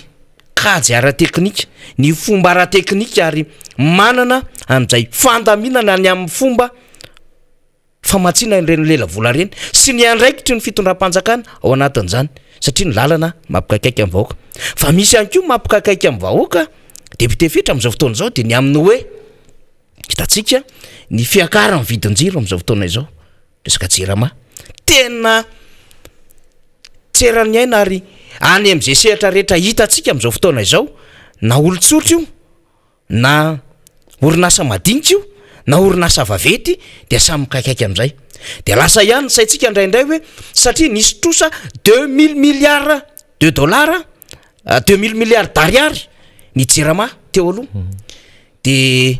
somary nampiseho fifaliana ihany le teo anivon'ny jirama hoe efa mba milamindamy mamfototra fa efa mba nieny zay trosa zay am'izao fotoana izao 800 millions d'ariary zany trosa any am'izao fotoana izao de eo mahatonga antsika tonga saina ihany rehefa miandinika an'izay hoe io fidangany facture io ka nanaovana an'ilay optimisation tarifaire ave na le tarifa optima zay misy ny tarifa social izay de misy ny économique de misy ny confort de misy ny super confort na afahana ave na nentsina an'ilay trosa an'ilay fournisseur teo anivon'ny orinasa jirama de mivahoaka malagasy no sahiranina ao anatin'izany raha izany hitondra fanazavana lalina ianao député fetra fa tsy azotsika ho dinganina ihany koa ty resa be mandeha am'izao fotoana izao ty mikasika ny amin'ny hoe na tsy mikasika ny amin'ny hoe fikasana hamono tompona raiky mpanjakana ambony tetany firenena io moa de avelantsika ny amin'ny raharaham-pitsarany zany fa ny singa kely ao anatin'izay fotsy misokity atsika rehefa aveo de ny amin'ny resaka Madagasikara olona ao anatin'ity raharaha tika raha sitraka ao député fetra satria atanjatanjaka ny adevitra ho resantsika amin'ny rahalahy eny atenatena neny mbola misy atsidika eo ihany aneo aloha resahany ty jirama ty fa zay ihany koa ny afatra voaraintsika tena mba resora angava marary zay vahoaka malagasy solomavambahoaka ianao tsika ihany koa miaina zava-misy député fetra marina mihitsy zany voalazanao zany ataoko hoe tsy de hiditra lalina be angamba nisika fa ny fotoana voafetra ihany nefa na izanona tsy zany a tsy haintsy anao fanamariana amin'ny fomba fiasa amin'ny akapobeny eo amin'ny jirama ny fomba fitatanana sy ny toetsaina toetsaina sy ny fanirina anan-javatra tsara sy tena hoe isitrahany vaoaka malagasy tombontsoa iombonana zay ny tsy ao asa razon'ny mpiaino sy ny namana ny tena tiako ambara fa ny teny tiako atao voalohany dia mampatsiaha ny teny zay fananambarako teto sy ny vaovao nambarako teto aloha alohan'ny idirantsika am'izay resaka hoe tarification ny jirama izay le fomba fiasa aloha le fomba fanao le fomba fanao ny zao ekipa rehetra miara-miasa ao anatin'izao lasitra rajoelina lasitra filoam-pirenena rajoelina izao mitovitovy ny toetsaina io moa izy mitovitovy ihany no miaraka misy fomba fiteny zany misy le fomba fiteny frantsay manao hoe lazao azy olona mifanerasera aminao a de ho lazaiko anao mitoetranao sy ny momba anao zany rehetrarehetra zany zany a efa afahantsika mijery hoe iza no miaraka amin'Andriamatoandro Rajoelina nanahoana nina ny antony nahatongavan'ireo olona ireo niaraka tamin'Andriamatoandro Rajoelina nisy tanjo natao ambadika tao iraisan'izy rehetra zay aka ohatra am'izay any amin'ny jirama na mafisiko ty teny nataoko tamin'ny herinandro lasa ity nanao hoe misy araky ny angom-baovao maripotitra nampitainy ny ao anivon'ny jirama ny tena manao hoe nivoriny tao anivon'ny direction générale ny jirama de nanapa-kevitra fa hoe sorina amin'ny toerany a izany a tompona andraikitra ambony ao anivon'ny fitatanana arabola ny jirama izany de ho afindra any amin'ny resaka toerana ihany a ambony mitovy am'izany fa sehatra hafa toy ny anivon'ny hoe raha fiteny azy hoe varotra sy ny resaka marketing tsy manaiky ahy zany tompona andraikitra zany satria nanambara ary namaly fa tsy mifanaraka amin'ny fahaiza-manaony sy ny trakefany izany dia eo de miantony eo ny fanapahan-kevitra miantony eo ny fanapahan-kevitra eo le mampametra-panontaniana manao hoe fa maninona rehefa izay ny tena hita fa ahitan'le vahoaka malagasy le orinasa jirama tombontsoa iombonana ho an'ny rehetra de esorina izy rehefa tokony esorina inona ny antony tsy any esorana azy miantony hoe le fanapahan-kevitra satria misy miaro izy ao ambadika misy onono ao na resaka hoe akaika na tompona andraikitra ambony eto amin'ny fitondrana izany a olona nesorina tamin'ny toerana izany zany ny fomba fiasa ato anatin'ity fitondrana ty zay fa tsy valaparako ny am'izay dia mitoy ny resaka mandeha ny resaka tarification mitaky ny banque mondiale resaka fanarenana fampiarana resaka hoe izao ny tokony anaovana nyity tarification ny jirama ity ny tenako izao no anisan'ny victime manana trano kely zay tsy mandala ny tenako raha tsy isaky ny tapabolana tsy misy neninona tsy misy jiro mirehatra tsy misy frigo atao hoe branché en permanence raha tsy tonga izahay de mody zay ny apitso de ngotana amin'ny prisy gaga nefa izahay tamin'ny voalohany ty taona ity fa lasa avalo eny ny facture ny jiramahako raha tokony raha tsisy mipetraka koa izay eo amin'ny 60 000 ariary na 9 ariary ny vidin-jiro satria tsy mampiasa mihitsy izay tsy ao mihitsy izay tonga de tonga 360 000 ariary na 9 sy telo etsy ny facture ko anatin'ny ray volana tsy misy olona mipetraka ao mimpiambina ny tanàna erianirany re tsy misy ifandraisany amin'ny trano ipetrahanay na le ataoko hoe maison secondaire ka zavatra ohatry zany efa nitondrana fanamariana teto efa imbetsaka na tany aminay anao manjery na ampitaraina ny rehetra fa le fitantanana amin'ny akapobeny mihitsy no tsy mandeha araky ny tokony izy araky ny teniko teo hoe ny olona zay miara-miasa amin'Andriamator Rajoelina na mety ho nisy ve fanondriana tsara tao aminy ohatra ao fa ny tsy fahaiza manao sy tsy fahaiza mitantana ny BDB tsy mahagaga ny vokatra raha izao iaina ny vahoaka malagasy izao misy namana anankiray koa mbola napita any amin'iny faritry ny talatamaty iny ny tombo efa hoavo roa eny ny facture ny jiramany tamin'ny volana lasa teo tsy miova nefa mifandaniana tsy miova reo fitaovana ampiasaina ao tokantrano lazaina nefa fa hoe ienan'izao no satria misy prévision alefa ny mantsy amin'ny facture iny hoe raha ty ny fandanianao teo aloha de ho ty zany mety ho fandanianao amin'ny volana manaraka tsy izay le izy fa ny mifanohatra am'izay efa lasa avo roa eny avo sasaka zany fandanina zany aizy ianareo jirama aizy ianao Andriamato ministra aizy ianao Andriamato filoam-pirenena tsy fialana itsony ny filazana fa izao sosao ny olana tao satria eo amin'ny fitondrana ianao ianareo efa fantatrareo io alohan'ny diranareo vao nanao fampelezan-kevitra ianareo ekipa ny TGViste sy ny mapara sy ny RD sy ny irimara anarana tsy fantatra tsony reny de mahalala pertinama ianareo fa izao ny olana miandry anareo ao fa tsy fotoana fialana izao aza manilika andraikitra so de mbola lazaina fa ny avy aty am-pomba président Ravalomanana indray ny tokony andraikitra am'zany azafady ka izany zavatra zany no mahatonga anay mitaky eto tsy mitsahatra am'teny rehefa mahita zavatra tsy mety dia miteny izay ho tombotsoan'ny vahoaka malagasy tsy misy ho tombotsoa anay zany na kely varavety fa ny tombotsoa iombonana foana ny katsahanay eto ao anatin'izay ny de be de be koa ny resaka nanoy ianao teo fa ajanoko atreo ny resaka jirama minao fa voarayany any amin'ny tompona andraikitra tandrify azy izany fanamariana sy antso ataotsika izany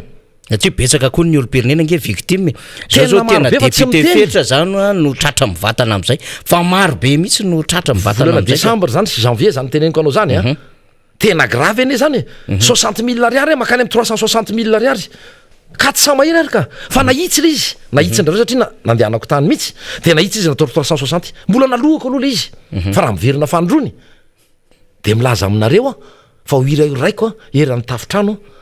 zany zavatra zany satria ny tena mamparelo ny vahoaka malagasy le tena madinika zay mila jiro na mpiasa madinika fa ndresahana teto zany izany tsy mila mpanao volo mpanao sodura ny mpandrafitra mila jiro daholo ny rehetra ny rano zany ko torak zany ihany ko victime zany zay ny boribory tany fahadimy mahazo rano maloto tsy misy mihitsy na rano maloto ara satria milahatra miandry indrina ny faritra tsinanana sy ny faritra soavy masoandro iny tena mijaly inona nefa tsy nampanantenainy zao fitondram-panjakana zao hoe hovatsika io olana io nanomezana tsiny ny fitondrana teo aloha mba nisy an'izany ve tamin'ny andro ny filora valomanana de atao fialana rehefa tiarina namana vaniry manao hoe antitra ny foto-drafitrasy ka ity misy mangalatra misy migafy ato hoe misy manao bra efa fantatrareo zany alohan'ny idiranareo teo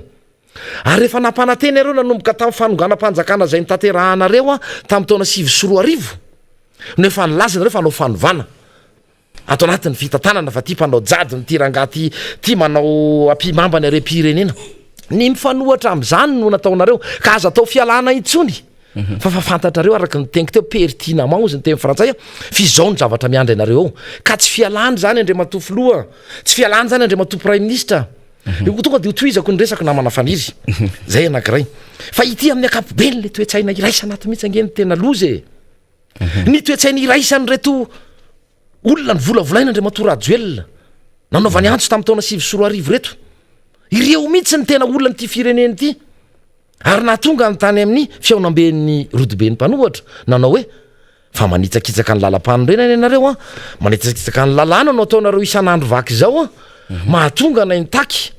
nivoaka tamin'ny fekevitra nanao hoe aloha idirana ny repoblika fahadimy tena repoblika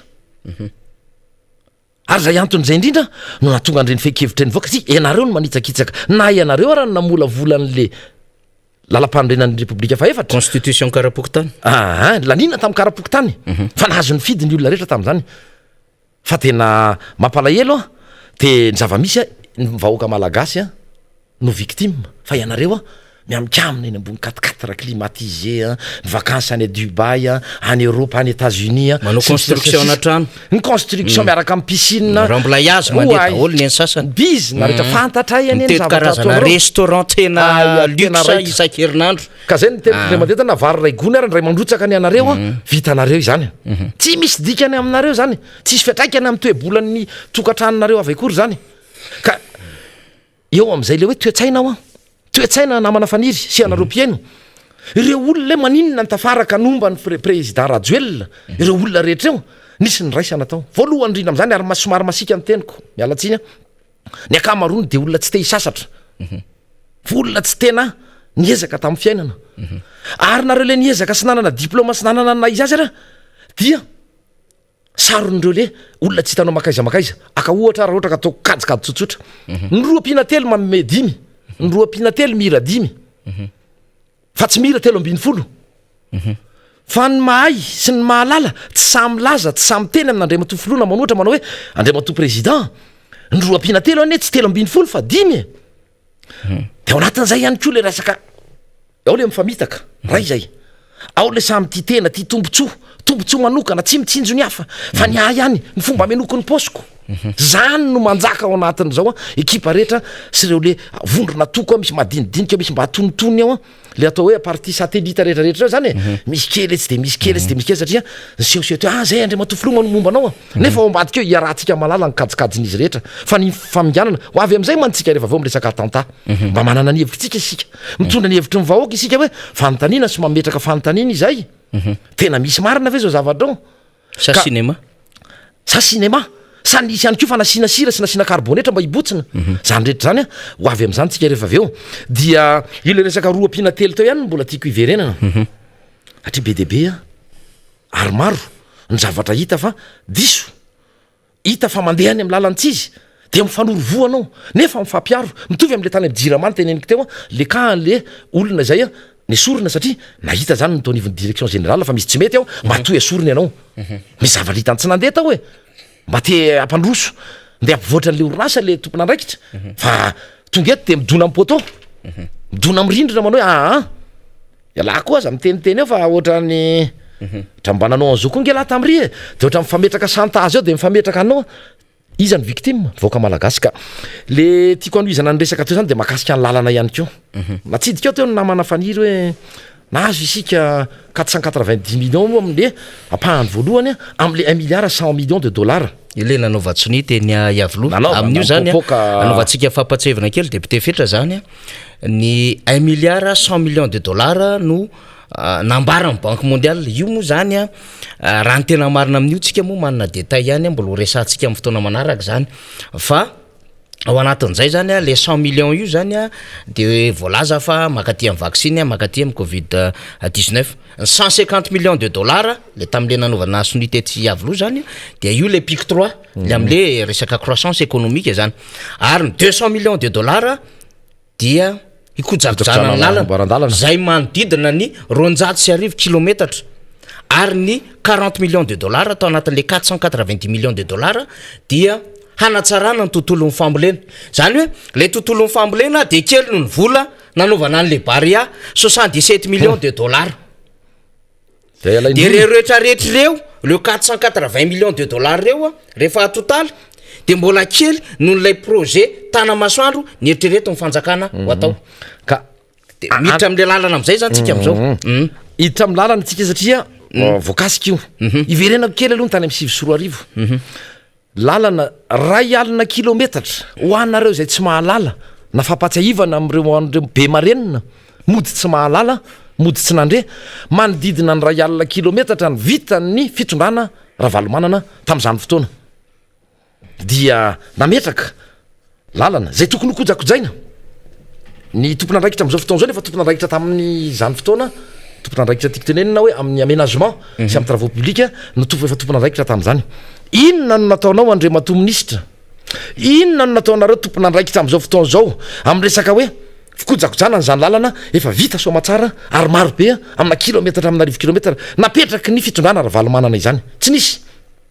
ay zany lalana mba tena vitanareo ka natomboka ka vitaina tamin'ny farany tam'izao fitondrana izao andraso le andika kely hoe tsika hoe aiza moa zany de zao zany alors raha isitsika atao kaikety zay hita ny vahoaka anatananarivo satria anisany eto no renivohitra Madagasikara tsy andeha lavitra isika fa andeha ery amin'ny ary malagasy ery Mbotry Manjaka nisy reo sinoa zay ny andraikitra ny fanamboarana ny zany lalana zany fa ny tsy ampahafantariny reto fitondram-panjakany reto ny vahoaka malagasy dia alohantsika aka ohatra tsotsotra rehefa misy ny tetikasa kasainao atao ka indram-bola ianao na ny banky tsotra io dia izao tsy maintsy misy le atao hoe para na apportny le bénéficiaire zany hoe misy apahano etonao fa tsy amatsy volanao 100% mihitsy ny mpamatsy vola na ny banky io misy tetikasa te iopy akoa ny eritrevitra de mety ho ray tapitrisa no vola ilaiko am'izany anaovako tranona koa anomanako an'le finanany ny resaka zavatra isatsokajiny anaty trano iopiko an'izany akoho zany zava-misy de izao mieritreritra ty fitondrany ty raha zay ohatra fiompiana akoho zay ny resahako fa raha ray tapitrisa ariary no vola ilaina iompiana akoho tsy amatsy volanao an'izay 100% ny banky na ny mpamatsy vola fa misy anjaranao 300% manodidina an'izay zay ny fanao anjaranao oetinao mampiseho anao zany fa vonina fa rehefa meananty vola de ity mba anjara oetiko anatanterahako an'izany tetikasako zany zay mitovy am'izay tsy hafy resaka lalana io inona ny mampitsika an'io mampitsoka an'io lalana eny amin'ny ary malagasy tokony hivoaka ny andrano tapahany io eny Mbotry Manjaka io de satria izao azo ny famatsim-bola de nriariana de natomboka ny asa ny teny ny tao amin'ny fitondram-panjakana rajoelona tam'izany de hoe otokanana zay ny fanindrina tamin'io niaraka tamin'io rokady io alohan'ny 20 jona izany lalana zany inona ny zava-nisy ary vahoaka tsy nisy satria tsy manam-bola efa en cessation de paiement lava izao fitondrana izao zao fitondram-panjakana izao tsy nisy lepa bokatrosa nefa araky ny teninao mbola mampatsiahy isika no ampindrana isika tsy mila an'ireo mpamatsy vola reo isika tsy mila an'ireo mpamatsy vola mahazatra reo lasa ndray nefa ny tamtam sy ny resaka nampiasaina ndray ny anao manjery mpanjakana iavoloha tena nahazo an'ity volatsika de eo le izy hoe naninona no niala ry sinoa tery Mbotry Manjaka satria tsy nisy le aparan'le bénéficiaire le apportny le bénéficiaire izy le bénéficiaire solo tena ny vahoaka malagasy ianareo tokony nandrotsaka nandohan'izay lalana 500 na 570 metatra sisa tsy vita tam'izay de afaka ny sitraka lalana tena hoe niaranzeny rehetrarehetra mihitsy mety ny alana tamin'ny embouteillage manafaingana ny zavatra tokony lalana tokony alena ne toerana tokony atongavana de nitsoka teo le lalana de navelany zareo teo navelany teo nisy mpiambiny teo aloha raha hitatsika rehetra fa nisy mpiambiny zany lalana zany fa niala moramora teo niala ilany moramora arak'le fiteny de nangina ohatrany tsy nisy neninina raha izay nandeha koa TRN 44 copie collé efa ovinany nampanantenena fa hoe hovitaina am'izao fotoana ohatrao io niaingany ary rehefa niandry ela vao niaingy zany lalana RN 44 tsy misy le mbola le apport sy le para amin'ny bénéficiaire izay no nampitsoka an'io lalana io de mandeha misy vola kely de mandeha ny 2 kilometatra de ohatra mitsahatra kely de mandeha ny 2 kilometatra de efa niirairaina hoe hovitaina tamin'ny taona lasa io fa am'izao tsika miteny zao samy miteny aminao fa mbola tsy ampy 30 kilometatra no vita tara voarakotra tara am'izany lalana any Ambatondrazaka RN 44 zany ohatra zay atrany ny fomba fiasan'izao fitondrana zao ahoana zany le RN 13 ahoana le RN 10 ahoana zany le RN 5A le RN 5 tsy resahana itsony zany satria mbola maro ny zavatra etretsika ifampizarana amin'ny mpanaraka an'izao fandarana zao fa aloha ny RN 13 no resahantsika re alohan'ny ivadiantsika amin'ny aloha hevitra hafa ny RN 13 indray a misy apahany raha tsy diso eo anelanelan'ny iosy sy betroka netretinao atao efa nahazahoana fahamatsim-boly zany tany amin'ny vondrona eropeanina tamin'ny taona 20 zay ny nahatonga ny filoam-pirenena navadika politika be loatra le resaka dia natao hoe rehefa tsy vita ty zavatra ty rehefa tsy vitako ty lalana satria misy 13 le izy le 2+3 io le 2+3 égale 13 io tenenio tena tiany misy 13 io ka zay indrindra mantsy ny azy zesy fraretra lala-pirenena fa 13 e tsy resahana tsony moa ny loko volomboasary eny am're fasadina hatramin'ny mpanjakana ireny fa raha tsy volomboasary de 13 2+3 égale 13 loha amindrareo de nandeny ny RN 13 ara famatsim-bola nisy tany amin'ny 130 millions d'euros tanoany efa tokony hisitraka an'izany ny firenena malagasy fa ny olana de mitovy tsisy hafa am'le teny ambotry manjaka ihany zay karaha nataondry kely maso nataondry sinoa sy ny lalana hafa zay fandresahako to RN 44 fa ny tsy fisiny ny tsy fitondrano ny fanjakana le apporny le bénéficiaire no mampitsoka foana izany fanamboarana an'izany de inona ndray mbola ho ambaranareo zay volona ifampiresaka raha ohatra ndraiky lazaina fampantainga ny atao anivo miara manonja na lazaina mpantainga foana ny aty ampanara-dimy filora valomanana fa lazay ao lazao zay tianareo tenenina fa volona izay fizay tsy miteny tsy misy porofo fa misy porofo matoy zay miteny ny mpiara-miasa aminareo ihany ane ny ao anivon'io ministera fitondram-panjakana io ihany ane no mitondra ny zavatra vaovao aty aminay ary amin'ny masolo-mavambahoaka sy amin'ny aty amin'ny mahavaty amin'ny fanoherana anay de adidinay no mampatsialy hoe teniko izay foana hoe ny zavatra manandanja ho an'ny vahoaka sy ho an'ny fiainam-bahoaka nefa tsy ataonareo tsinotsinona de tsy maintsy avoaka neto ary tsy maintsy hirairaina eto mandra-pandraisanareo fepetra mifanandrify am'izay le hoe ho tombotsy ho an'ny vahoaka izay ny makasika ny lalana kama fa maromaro ny zavatra namana faniry ohatra misy ny zavatra mbola tianao hoe ho resahantsika ato anatin'izao fandaran'izao ka dia mihainaonao indray loha izay député fetra nisy zavatra tena tsy nyresahantsika misy nandritry ny fotoana vitsivitsy satria everitsika fa ny raharaha-pitsarana ny tokony mandinika n'zany raharaha zany sika moa rehefa aveo mbola misy fotoana mbola raisitsika eo ihany nisy olo mamboaka namana rehefa aveo namana mamrabenindrina iresaka kely am'ty raharaha-pitsarana ity ahoany zany resaka secret d'instruction zany présomption d'innocence zany resahantsika zany amin'ny fotoana tokony resahana zany fa ntytsika resahana fotsiny de hoe tsika tsy miditra am'le votoatiny lay raharaha satria tsika dia manana n'lay fitsarana ary vao tamin'ny fiaonambe nasionaly ny mpanohatra zay nataontsika no nametraka hoe apetrao zany indépendance judiciaire zany na fahaleovatena mpitsarana zany apetrao zany séparation de pouvoir zany ka manaiky izany tsika député fetra de zao tsy miditra tsika amin'ny votoatiny raharaha satria rehefa misy trangan-draharaha de tsy maintsy jerevana aloha ny forme de jerevana ny fond donc tsika zany tsy miditra anatin'izany fond zany anjara ny fitsarana zany fa fotsiny tsika mba lasa saina ihany amin'ny maolo-pirenena ny amin'ny hoe ahoana marina moa ty raharaha ty fa lasa nisy fitsarana Facebook tony raharaha tony ary lasa misy zavatra tsy tokony hivoaka eny anivo Facebook aminatina perquisition any no mivoaka amina échange na mail any no mivoaka fantatsika fa ny raharaha-pitsarana de miprofo sy vavolombelona no zava-dehibe manamafy ny charge zany fa lasa tsisy tsony la endriky lay asa-pitsarana mampaleotena azy ary tsy ny rehetrarehetra ny censé ahafantatra ny endriko zany fitsarana zany akabeny sy zavatra ao anaty ka eo ty tsika resahana miresaka zany tsika am'ty resaka attentat ty zany na fikasana amony tompona ndraiky mpanjakana amboniny amin'ny hoe na voatonontonona compagnie pétrolière Madagascar ol eo mba tiako hisariana ny sain'ny olona député fetra ary tiatsika mba iresahana ihany koa ny amin'ny hoe naninona no voatonona le Madagascar ol ary inona no efa andraikitra nraisiny zany Madagascar ol zany raha hoan'ny firenena amin'ny akabeny marina zany faniry tena marina nefa alohany tena iresahako any hoe fomba fijery sy araky ny angom-bavao zay natao sy ny hevitry ny vahoaka dia mamelanao iteny resaka hoe maninona no tonga am'zay satria ny resaka fahaleovatena ny fitsarana ianao teo ny resaka fisaraha-pahefana ianao teo inona no mahatonga nyreny tsy misy voaja am'izao isika miteny zao de satria le eritreritra tany am-boalohany mbola amafisiko ny teny tany am-boalohany manao hoe nisy karazan'olona karazana vondrona nyvolavolainy zao filoam-pireneny zao a ary natsony a de zay mitovitovy ihany no miaraka de anazo ny fahefana izy dia tonga de dinganiko a tany anatin'ny lalàna am'feny tetibola de nasiana n'le tenany hoe fond souverain raha dika ilako tsiny am'izay teny napahay ny teny farantsay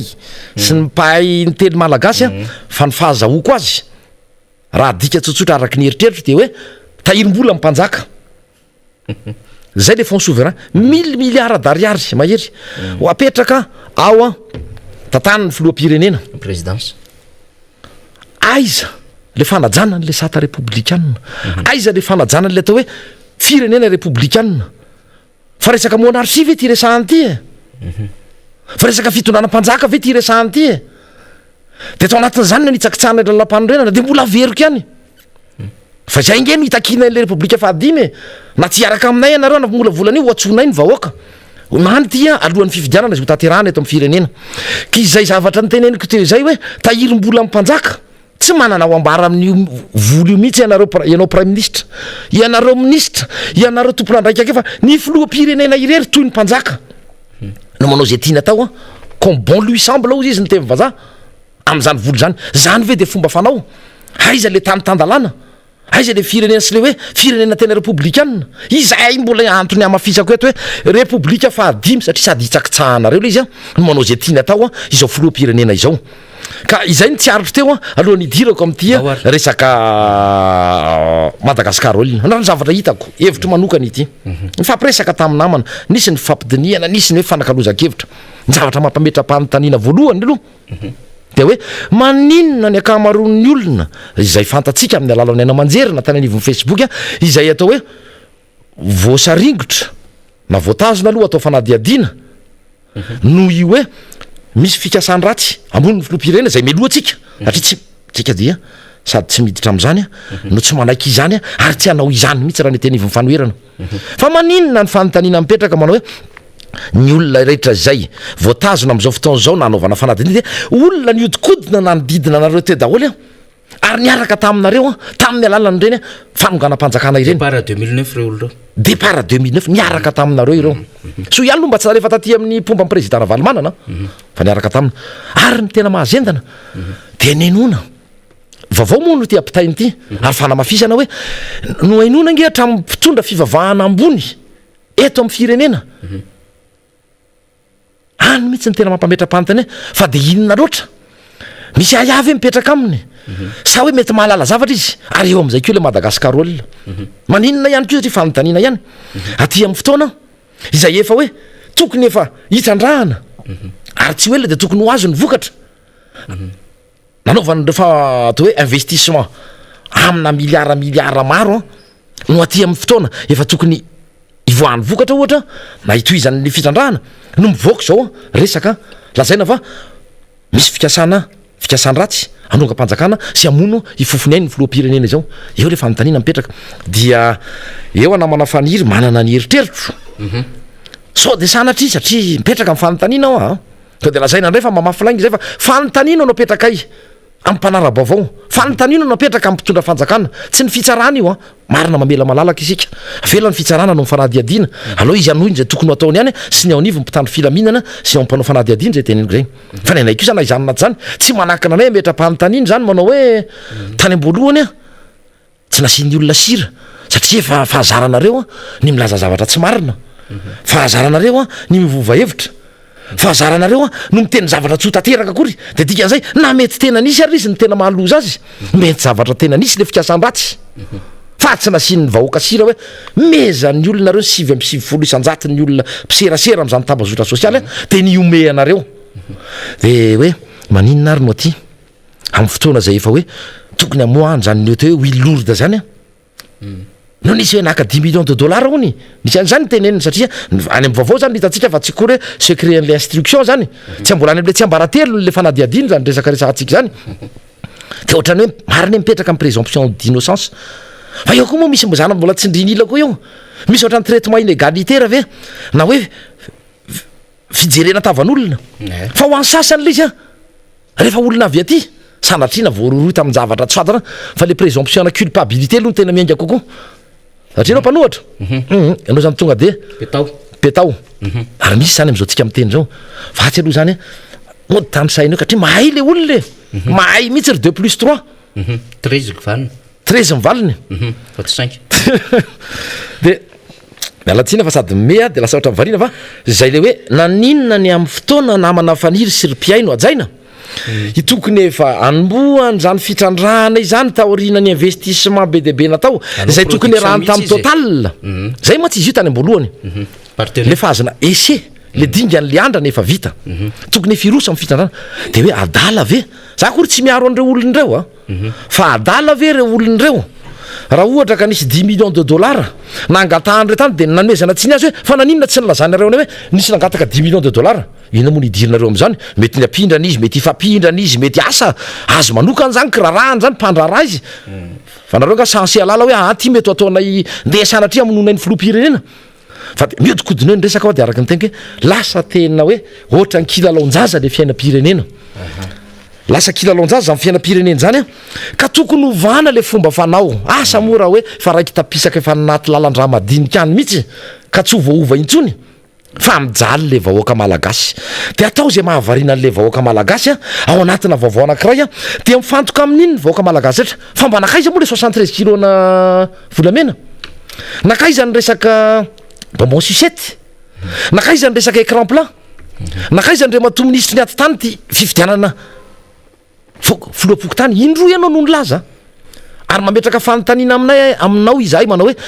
ahoana andriamato fa hodinao be marenina fa rehefa te hiteny ianao any amin'ny ainao manjery sy any amin'ny vavaon'ny TVM sy ny retradrany de manao hoe efa eo am-pikarakarana ery taona sy tapany ianao zay no niteny an'izay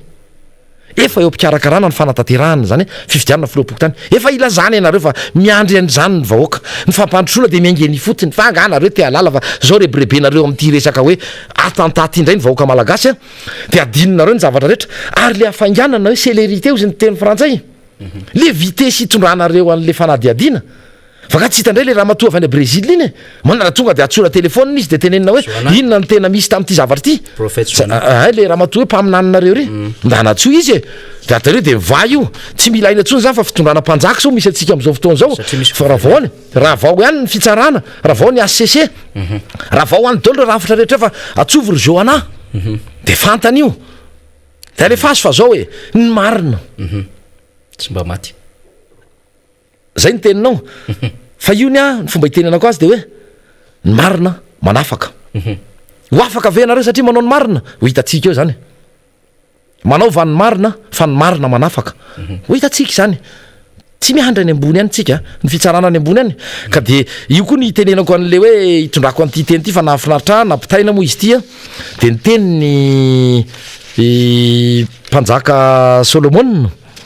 ny tena misy azy ao anatin'ny baiboly ao de tsy fantatra fa miteny manodidina ny hoe vasa aloha fa jereko ato sao de teniteny foana de ananako tsiny a ato am'reto mpiaino reto manao hoe tsy misy ary tena mahadika mahalaza ny zava-misy a sy ny toetoetra n'izao mpitondra sy ny mpanaradia azy rehetra ao manao hoe nisy ny nampanantenary tamin'ny 2009 kenona ny tsy nilokalokoana teto na lazainy ianao nambara fa voafidy ara-dalàna voafidy maronisa de anjarantsika no mitsara de zao no anamafisa koa zany ny teny zany hoe zany hoe teny ny mpanjaka Solomon mpanjaka hoe tsy misy zava-baovao eto ambany masoandro fa ny teo aloha no miverina zany hoe ny ampirara ny aratsy aza veriko indray mandeha ozy ny mpanjaka Solomon hoy ny mpanjaka fa bediny mpampianatra malagasy tamin'izany hoy ny mpanjaka Solomon fa tsy ozy a tsy misy zava-baovao eto ambany masoandro fa ny teo aloha ihany a no miverina io izy io zay le tenenina te hoe mila fanovana mila miditra amin'ny repoblika fahadimy a ka de ohatraohatran'izay ny zavatra ataoko ary ty mbola misy tsaroko ty zavatra ty ray ary alohan'ny idirantsika amin'ny loha hevitra hafa ihany koa efa nanao an'izao ihany koa ngereo tamin'ny Ambatovy e mbola tsy Ambatovy mo raha niditra teo amin'ny fitondrana tamin'ny taona 2024 nangatahana vola 75 millions de dollars ireo orinasa Ambatovy io tamin'izany moa zany tena hoe kaboraraka vakibal vakibal tanteraka mihitsy de zao atao anatin'le hoe mila jerena zany ny impact environnemental sy ny fomba irestaurena ny tontolo iainana hoe anarenana sy anatoka mila menareo ani zay ikarakarana iazy iny le hoe révisena ny contrat révision ny paracapital mbola afy iny loatra le iny mbola afy iny tadiaviko manko zay orona-peo zay fa ity tonga de volana angatahana fotsiny hoe anarenana irestaurena le restauration anaovana le restauration environnementale tsy nanaiky iretsy mialamaina aloha tam'izay fotoan'zay zay zany le hoe fitiavam-bola tafahoatra ny mampirisika an'ireo mpanaradianao reo andre matofoloha ny ohatra raha tsy omenao no mahatonga an'ireo olon'ireo anao an'izao fa anao tao foana toy izao iainantsika izao ary rehefa natomboka reo zany tamin'ny 2009 tsy miovy zany na de efa lany foloha renao tamin'ny alalan'ny fividianana entre guillemets sy ny teny vazaha entre guillemets entre frankososina ka de zay izy zay nitiarotro teo namana dia somary mifampitoy ihany am'izay le fomba fanao zay fomba fanao tsy mety nefa mbola tohizana ihany ka dia tsika moa hanova zavatra ne député fetra zay mahatonga atsika ny asa atsika eto anivo miara-manonja ny asa ny fanoerana ary ny antoko zay misehatra ngeza be ary anisany tena manana an'izay initiative zay ny antoko tiako Madagasikara dia mampafantatra manazava ny zava-misy zay tokony ho fantatry ny rehetra fa mitaiza ny olo-pirenena satria isika de miomana ihany ko hitondra fanjakana hanafaka ao anatin'izao problema Madagasikara zao satria tsisy antony anaovana politika sy tsisy antony ihany ko zay hitondrana n'izay hevy bavety zay raha ohatra ka tsy misy zay andraikitra lehibe zay halaigna na angatahana ny fahefana eny anivon'ny vahoaka zay de zay zany no antomahatonga atsika miteny ohatra zao hoe mbola manana alternative manana vahaolana voaka malagasy ka raha miteny zany ny fanoherina hoe ravana ny ACC mizotra makany amin'ny repoblika fahadimy isika tsy mety zao fitondrana zao tsy izy Andriamatoa filoham-pirenena satria tena nanitsakitsaka amin'ny velombelona ny lalam-panorenana de dikan'izay manana vahaolana fanandrify an'izay mpanohatra resaka Madagasikara olona anao te manko Madagasikara olona zany de tsara ho fantatsika ihany ny Tsimororo misy azy efa nisy essai ny faritra melaka iny ny faritra melaka misy azy efa nisy essai nataon'izany orinasa lehibe zany ary tamin'izay le hoe possible misy filoloro ary afaka ampiasainy ny jirama fa diovina kely zany ary ino moa zany compatible avy ny tokony fiteny azy mila rafinena kely izy mila rafinena kokory izy dia tokony ety am'izay machine ampiasainy satria ny machine teo zany mbola tsy de mety amin'ny filoloro ty fa zao nisy nandà mafy an'izany tany ambadika tany miketriketrika satria inona ny antony itsetrany le jirama foana amin'ny alalan'reto fournisseur reto amreto teny misy kopaka isasahany reo mbola misy an'lay gasoil vola be io any eny mandany ny vola sy mandritra ny vola ny jirama ary mahatonga ny postsika voaka malagasy zay mandoa vola be am'izao fotoana izao trosan'ireo fournisseur reo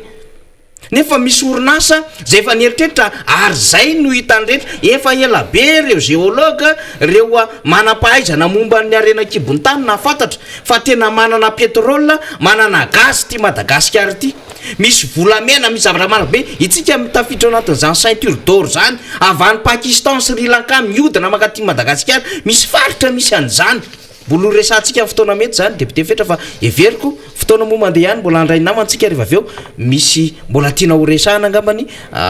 par rapport am'izay mety zolotra ny raharapineny am'izao fotoana zao de amaraparantsika amin'ny rahalahy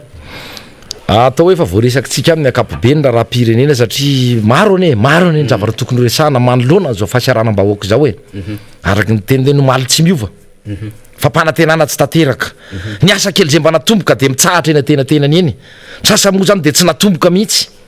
nefa roa taona mitodika aminareo mpiaino roa taona sisa ny fotoana hitondrano zao filoham-pirenena izao alohany irosona amin'ny fifidianana zay mbola hitakitsika moa hoe tokony ho apetraka indray fitsipy-dalao averina indray mandeha mba ho lalao madio mba isy zany fifandimbiasa-pahefana tsy misy romoromo tsy misy kakay tsy misy alahelo tsy misy korotana fa ao anatin'ny fitoniana sy anatin'ny fanajana le tena hoe tany demokratika de mifandimba ohatry ny any am'ireny tany mandrosy reny efa teniko any ko afako maly iny nanao hoe fa maninontsika no miaina reo firenena afrikanina zay nambanitsika fa ny ainatsika am'izao fotoana zao efa neny andrareo tany amin'ny roapolo efapolo taona lasa na anivon'ny toetsaina de ny lozany alavitra isika ary ny fomba tsotra fomba tsotra andrefesana hoe atray zara le farim-piainatsika atray za mifandrotrony ty firenena ty aloha tsy isika no iady fa aloha ny any ivelona nanao arbitra manao hoe toy ny banky raisam-pirenena ireo mpiara-miombonantoka amintsika ngeny mamaritra manao hoe ato ny larana misy anareo satria zao ny vola niditra taminareo zao ny fitombony arikarena tsy isika nanao andreny na tsy nivoaka vaty amin'ny mpanohatra reny namana faniry fa nivoaka vany am-piara-miombonantoka ka sao de ilaza ndray nareo hoe afanaratsiana inona ny tsy lazain'ny filoham-pirenena sy ny mpiara-miasa aminy mana fiareta-tory de miaro tory ene izy ao de miasa ane zany filoham-pirenena zany tsy maraka le TGV amin'ny filoham-pirenena mihitsy ange le mpanaradi rehetra inona ny vokatra inona ny vokatra faharoa avany amin'ny farantsika volana vitsivitsy lasa zay fa za mino am'izao tsika miteny zao farany anjaranareo mieritreritra hoe ny olona miaro tory ny olona milaza miasa mafy maninona ny faharoa avany amin'ny farany maninona ny lozan'ireo firenena hafa zay mitovy depara tamintsika sy mitovy fahasairanana tamintsika anjaranareo mamala tsy mamely fa hovaliko ihany fa tsy arotro tsy mamely tsy mahay mpampanatena pokaty balarora de misy vazovazy iny le fa miteneniko io fa averiko ihany keo mahafinaritra ty tenyle namany zay ndra mandeha tsy mba toraka bolao tsony ny ataonareo fa toraka janty miala tsy foatra ny tenim-botona izy nefa mba imezana le izy tsy tenim-boto moa fa teniny akizy tenin'ny tanora zany enanivo fiarahamoniny zany hoe mariky zay le hoe tena be loatra le lainge be loatra le fampiresahana sy fampiasonana an'le vahoaka fitaka ny tena be deabe ao anatin'zao fitondrano zao ka moritakina ihany RMDM ny tiako Madagasikara sy olo-mavamboaka mpanohatra namana rehetreto hoe repoblika fahadimy vaolana fa matoy hitsakitsahanareo tsy misy ilana azy zany ny repoblika fahaefatra or vahoaka zay miaino ho anareo na anivelany na amin'ny alalan'ny tambazotra na amin'ny alalan'ny aino manjery MBS de hoe fotoana izao tokony amola volana ifampidiniana irosona tsy amin'ny resaka fizarana fitantanana na fidirana anaty gouvernemanta zay efa nilaza ny atianivo mifanoera fa tsy handray anjara am'zany ary tsy handray anjara mifanarana politika fa fifanarana politika raha misy resaka hoe ajao ny fitsipidalao atreo ny aty mifanoerana tsy manana anina hoe hitady seza toy ny fanao ny hafa ameny posy ry ty kely ry mpamita bahoaka rehetra da zay matoa ny anay efa tombony tena sahako ny milaza an'izany efa tombony lehibe ho anay izany hoe voafidy solom-bavambahoaka ary candidat tondra mifanevany timy matany amin'ny boriboritany fahadimy ary ina fa toy izay daholo ihany koa reo namana solom-bavambahoaka tiako Madagasikara fa dia hoe iady iady ho an'ny tombontsoa amin'ny vahoaka fizay efa mba manana ny toeranay fa ny sasany tsy izay ny eritreriny ka dia averiko aminao ny anina namana fanihitra satria betsaka zay an'izay no mbola misy namana koa andrasantsika ary andrasantsika mafy mihitsy any ambadimbadika any ny tena honorable Mambrabendrina izay sady bogosy no manakambara nefa tena mahay tsara nyty resaka député fetra lalàna isan-karazany so de anao mandra-piona aloha zany mandra-fitafandray zay indrindra ka de isorana ndray ny namana faniry sy reheretra ny fandimby tam'izao fandraisana anjara tam'izao tapakandro maraina teto amin'ny fandarana miara-manonja teto amin'ny MBS izao sy radio mada ary radio mada oy miala tsiny fa adiniko raha kopakopatanana ho an'ny radio mada ao ve nitaiza madame malala dia miandry ny fahatongavany namana Mambrabendrina ao anatin'izany no ametrahako ny veloma mandra-piona mandra-piresaka ary koa isaorana ireo mpanaraka mafatrapoa isao fandarana miara-manonja izao ka dia ny aina ny mateza mametraka ny samy tsara ho atsika rehetra mpanaraka ny fandarana tsika rehetra indrindra nareo teknisianina zay tazoka any ambadibadika rehetra any kopakopatanana reo de fisaorana no toditra atsika rehetra ametraka ny mandra-piona ho atsika amin'ny fotoana manaraka indray tompoko eny ary isaorantsika ny député fetra tena député zany anana an'izany tena hoe afanapo fitiava-tanindrazana fasahina ijoro zany ary zay ma député fetra ny député fetra fasahina ijoro amin'ny zavatra rehetrarehetra dia hijoroany député fetra zany ka araka ny nambara teo dia andray ny député Mambrabendrina isika raha ohatra ka tsy mampaninona ny teknisianina satria mbola lavalava ny zavatra horesahana rehefa aveo miaraka ny député Mambrabendrina dia mangataka 5-20 minitra ho an'ny teknisianina fanamponytsika zany hoe mba manana tsasakadiny anoany zany maherikely miaraka ny député Mambrabendrina satria efa teo ihany izy omaly tena tamin'ity herinandro ity tsika de tena nanazava n'lay fehikevitry ny fanoherana satria tamin'ny herin'ny andro antsika député Mamirabenirina miarabanao dia tsy teto amin'ny fandarantsika fa niarika n'lay fiaonambe nasionaly mpanohatra ny zomasy sabotsy ary zay koa rehefa manana zay fotikevitra fanoerana zay de mijoratra amin'ny farany ary rehefa hoe fiaonambe nasionaly de miezaka nyrehetra mitondra ny hevitra ao anatin'izany ka ny zahantsika mihitsy ny herinandro nanomboka tamin'ny latsinainy iny zany de miandro nananantsika dia nanazavana zay fehikevitra zay ny raisitsika isateboko zany ary dia nitondrantsika n'ireo vahiny samihafa teto anivon'ny fandarina na avy any fatanina ny eto antoerana zany solombamoaka mamy Rabenirina miarabanao tonga sondray zany eto amin'ny fandarina miara-manonja miaraba faniry miarabantsika rehetrarehetra ato amin'ny fandarana miaraba ny mpanaraka ny fandarana sotra n'Andriamanitra nomeny zao androany zao ndray maraimbo avao etintsika miatrika ny fiainantsika andavanandro amin'ny sy ny manantanteraka ny asa sahantsika mitandrify atsika tsirairay avy miaraba ihany koa manararoatra miaraba ny zanakitsika malagasy na eno tsika fa efa nandeha tsikelikely resaka fanabeazantsika teto maly mivoaka tsikelikely ny valim-panadinana officialy ny CEPE ny 6e BEPC ny seconde miaraba n'ireo nahavita ny fanadinana rehetra fa indrindraindrindra miaraba ireo afaka soma tsara tamin'izany fanadinana zany ary miraroso ho azy ireo makahery ireo tsy afaka fanadinana misy foana ny afaka misy ny tsy afaka zay mahafanadinana azy makahery ireo tsy afaka fa hoy ny fitentsika malagasy hoe tsy mandeha fitsotro be raha indray mandeha ny mantavary fa mbola misy ny fotoana ahafahana manarina ary ny faniritsika ny ezaka ataotsika dia ahafahantsika manarina sy manatsara hatrany izany hoavin'ny taranaka sy hoavin'ny firenena zany ka de mirarosoa anareo raka izy makahiry anareo ary tongava amin'ny ambony indrindra daholo ory are sy ho andrekinan'ny firenena any arina any eny ary député Mamy Rabenirina nanatsidika ihany teo ny amin'ny zavatra azoko atsaina fa manakambara betsaka amin'izay ianao ary mety manana ny fomba fijery ny amin'ity resaka raha-pitsarany ity efa nyresantsika tao anatin'ilay hoe ny composanteny zany bonne gouvernance zany dia anisany ngezabe ao anatin'izany na le hoe fanjakana zay raha-raha-panjakana zay indrindra ka mantena teny de hoe raha-raha-panjakana dia lay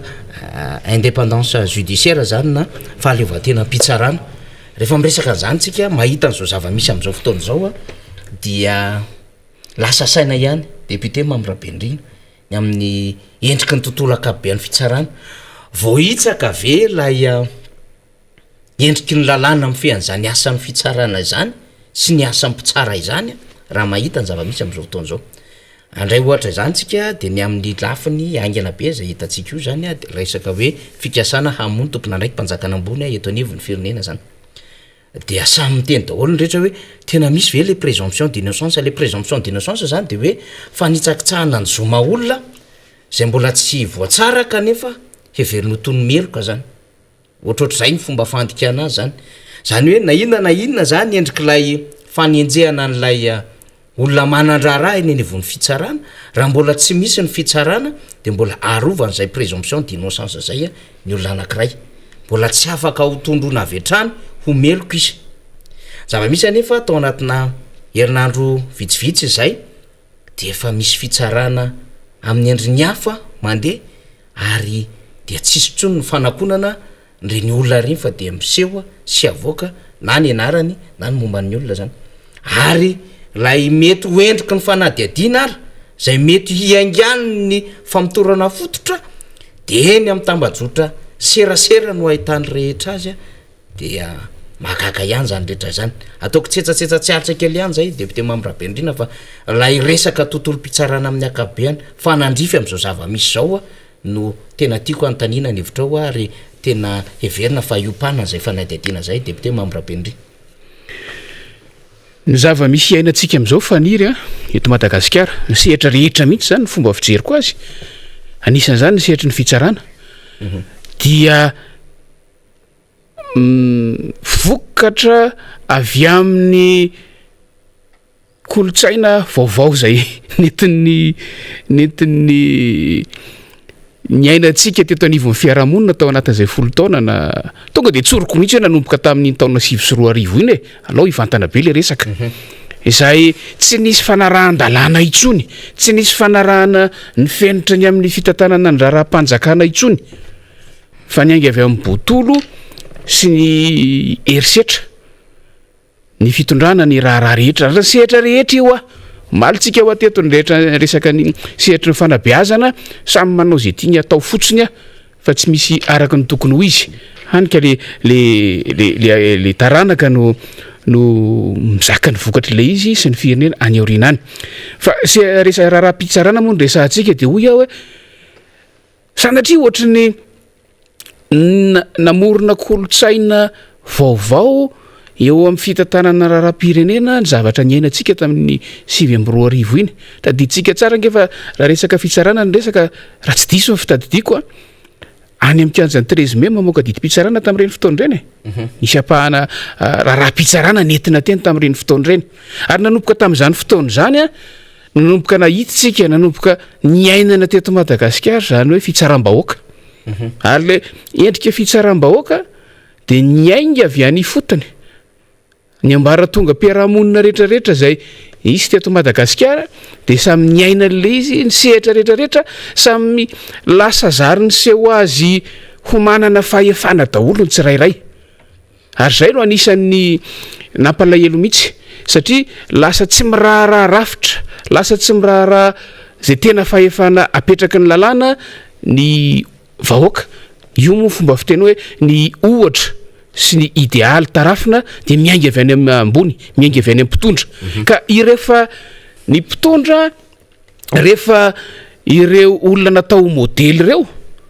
no manao tao foana rehefa reo no tsy manaraka ny fenitra araka ny tokony ho izy tsony de tsy mahagaga raha ny vahoaka hoentina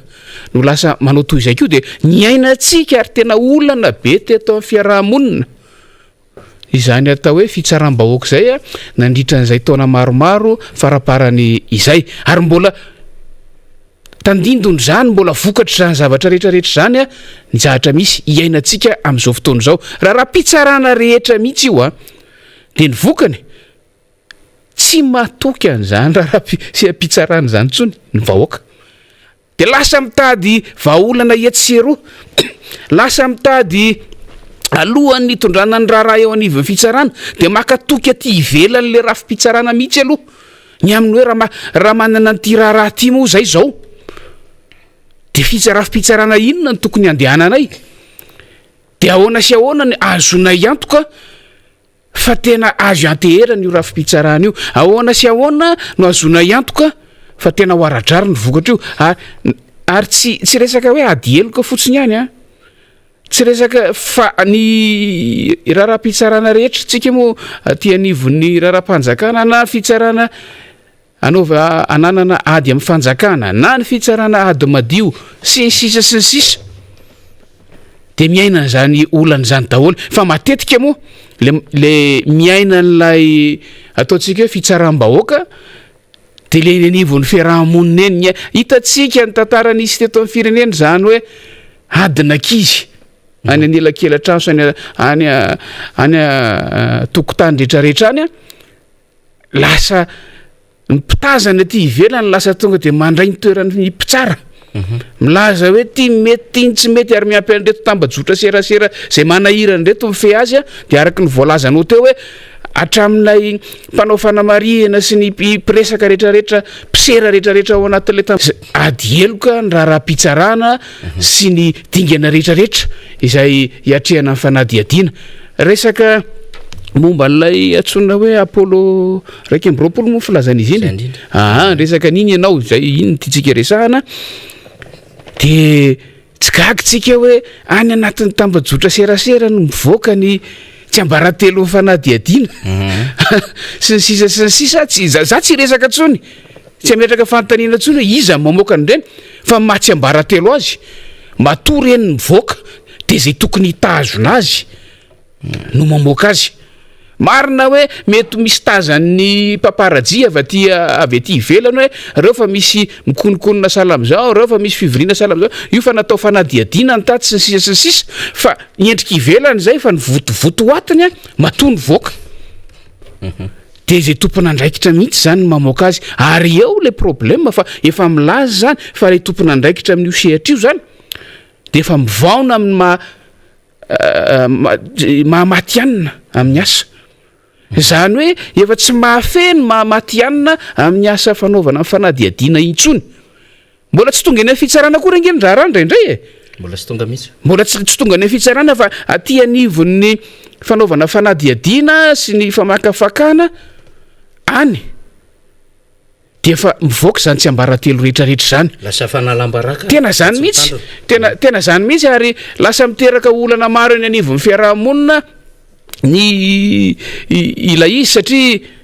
io tambajotra serasireo ihany no lasa mitantana ny fiainan'ny olona tsirairay avy vokatr' zay zavatra zay karaha iresaka fitsarantsika hoe miainga avy aty amin'ny resaka fanadiadiana miainga amin'ny ono miainga amin'ny zavamisy de mandeha mandalo amin'ny dingan'ny fanadiadiana sy ny fanaovana famakafakana any de efa tsy voafetsony ilay izy ka tsy gagitsika raha tonga am'izao zavatra faran'zay saropady sala am'izao de zao tontolo zao mahalala ny atsiprian lay tsy ambaratelo resaka fifofona aina mpitondra ambony eto anivon'ny firenena raha tena misy zany satria fitsarana mbola tsy namoaka laza hoe misy na tsy misy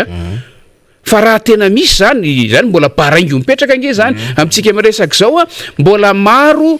no misalasala ny amin'ny hoe fahamarinana mahatomombana na tsy izany vaovao zay mivoaka zany fa raha tena misy tokoa izany de tena mahagaga sy mahatalanjona mihitsy hoe nahoana no tonga de mibanaka be eran'izao tontolo zao ny vaovao amin'ny atsipiriany mihitsy fa maninona tsy atao manaraka ny fenitra ampiarina mamatianina amin'ireo mpanao fanadiadiana sy mpanao famitorana ampiarina mamatianina ny mpikirakirana raha-pitsarana rehetrarehetra fa izao zao tontolo zao lasa mahalala izy alohan'zay tokony alala azy de hoy isika hoe tsy gaga sika satria izay lay kolotsaina nampidirina zaty saky tena hoe novoizina fa vokatra lay zavanisy ny ainana teto Madagasikara na tiatsika na tsy tiatsika mitaratra zany ny fiarahamonina misy atsika zany ny fomba mipetrahan'ny fitondram-panjakana teto tamin'izany fotoana zany nametrahana an'io za mo tazako tamin'ny tambajotra serasera faniry tatoato miverina indray reny tahiry tsary zay mampiseho ny fomba nandraisan'ny sasan'ny fahefana tamin'ny reny fotoana ireny de tsy gaga raha izao zava-misy iainantsika amin'izao fotoana izao fa gaga kosa rehefa maheno omaly sy afakomalo hoe tsy ao anaty milaza ny tompona andraikitry ny fitondram-panjakana hoe tsy ao anatin'ny korotana no mahana ny olana kanefa reny tahiry tsara reny zava-misy ny tantara zay tena nisy fa tsy ny fironina tsy ny hovaina araky ny eritreretan'ny fikasan'ny sasana azy ny tantara zay tena nisy de manaprofo ny mifanohitra amin'izay tian'ireo olona reo atao amin'izao fotoana izao ny dikan'izay ninonninona ataontsika raha mbola zao ny fomba hitantanana ny firenena de ho tanteraka lay hoe fanjakany baroa ho tanteraka lay samy manao zay tiany atao mampatsiaro aresaka olona anankiray tany amin'ny taona 2024 tamin'izany moa tsy firihana politika samy manany azy hatramin'izao fa tiako asiana tsindrim-peo hoe rehefa nampiseho fahendrena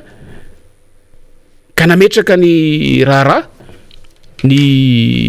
mpitondra firenena tamin'izany fotoana zany mba ahafahana mamany olana mba ahafahan'ny fiarahamonina malagasy mahita marimaritra iraisana zay ny tanjona tamin'izany fotoana zany volana vitsivitsy taoriana zay fotsiny dia nisy namana ny fiainana andavanandro izay nomba nakasitraka ny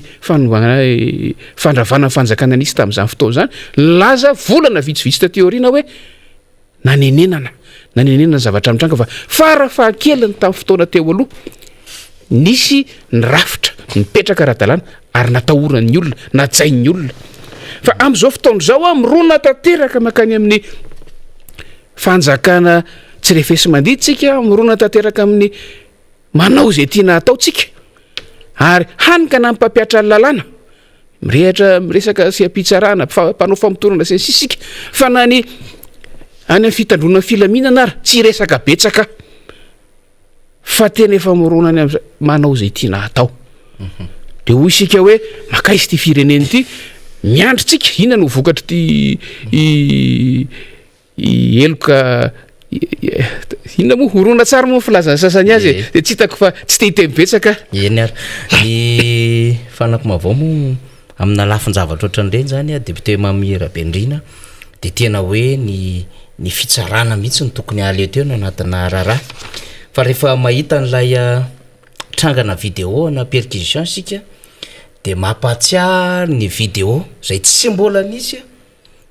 teto ambonin'ny tany ary nanamelohany sehatra iraisam-pirenena rehetra lay olona namoaka n'lay vidéo tamin'ny famononana ny Saddam Hussein tadiditsika tsara fa nisy ady ngezabe zay ny fanaovany taty amin'ny sehatra iraisam-pirenena tamin'ny Saddam Hussein iny lay tempête du désert ny tondrandry zareo an'izay ady zay de rehefa tadiavina satria tafatsoka i Saddam Hussein lay lazaina tamin'izany fa manao fitaovam-piadina nucléaire de nitsoka Saddam Hussein de rehefa capturé izy nahita dia niafina izy tany amin'ilay toerana miezaka mitadidy an'lay toerana zay nahaterany fa tany am'izay nisy azy dia niafina zany hoe nandavaka tany Saddam Hussein de niafina tany izy sous-sol zany de taho izy nandritry ny volana maro de rehefa capturé tratsy Saddam Hussein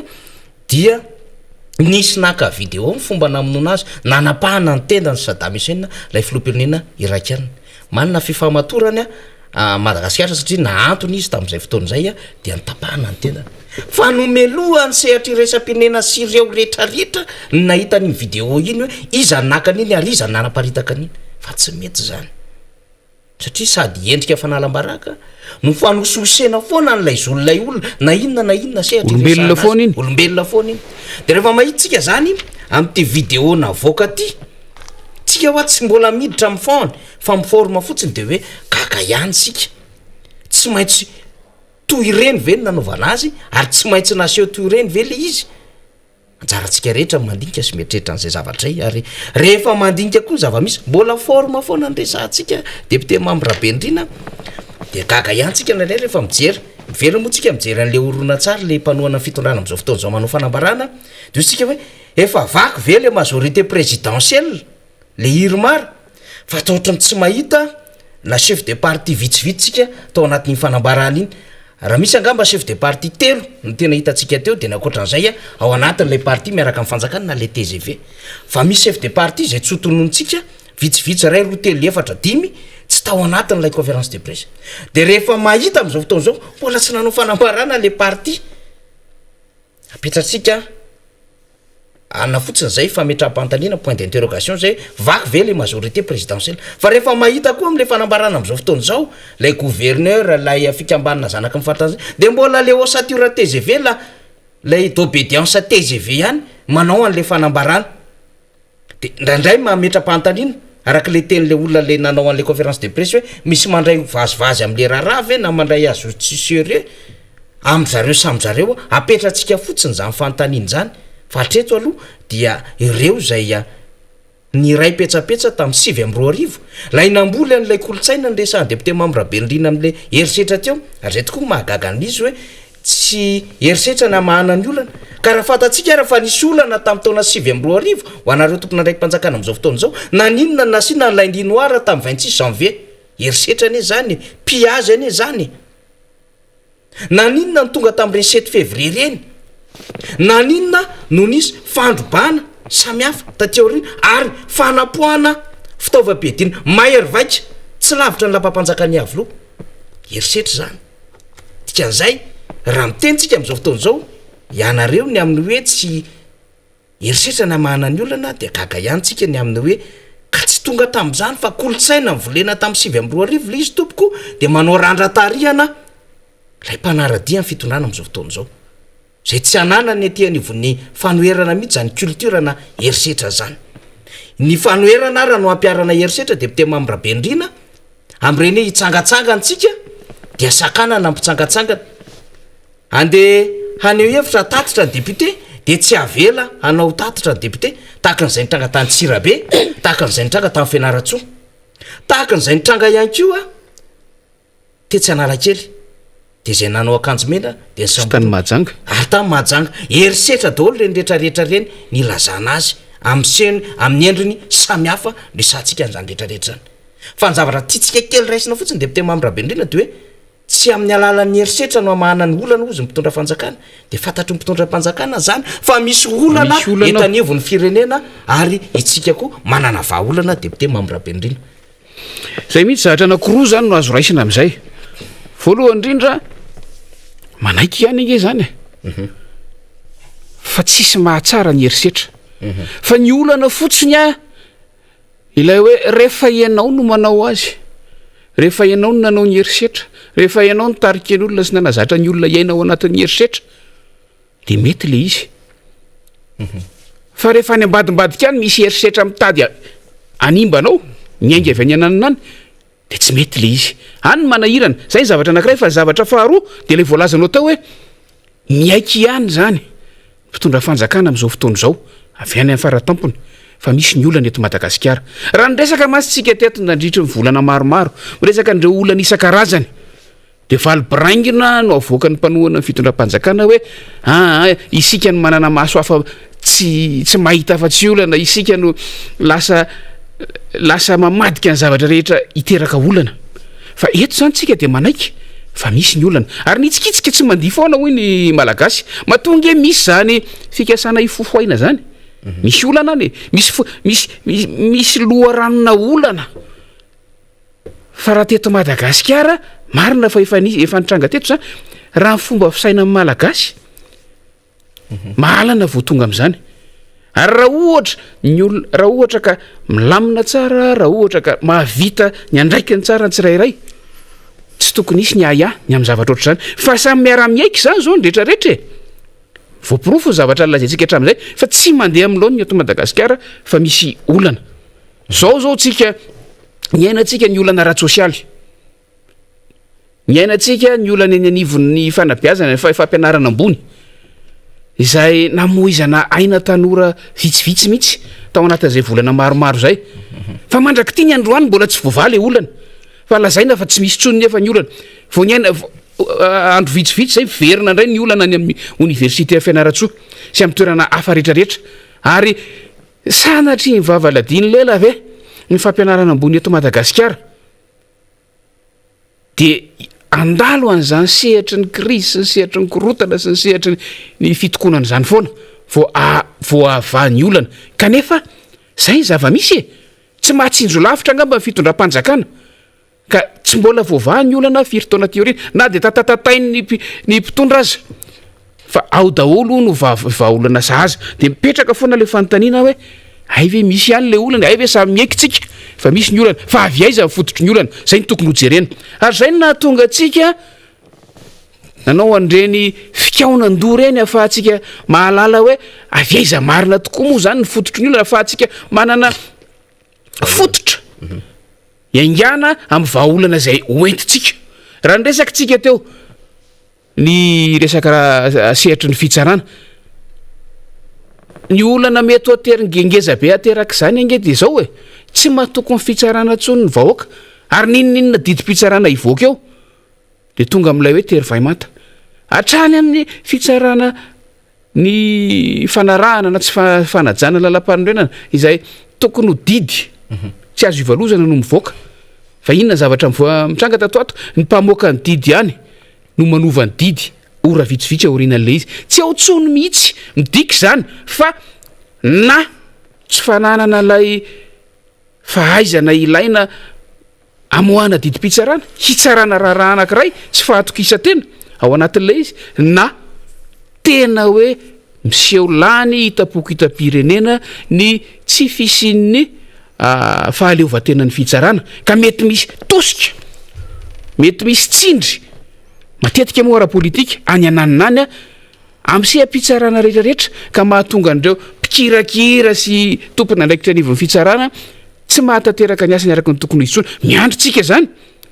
miandrotsika satria araka ny zava-misy efa hita ny mpanao famotorona sy mpanao fanadiadiana efa milaza ny meloka avy hatrany tamina raha vitsivitsy fa tsy tia resaka apolo raiky am'roapolo ty fotsiny ihany a miandrotsika inona no avoaka ny fitsarana inona ny zava-misy a miandro keo tsika hoe sanatria ve raha misy zavatra hafahafa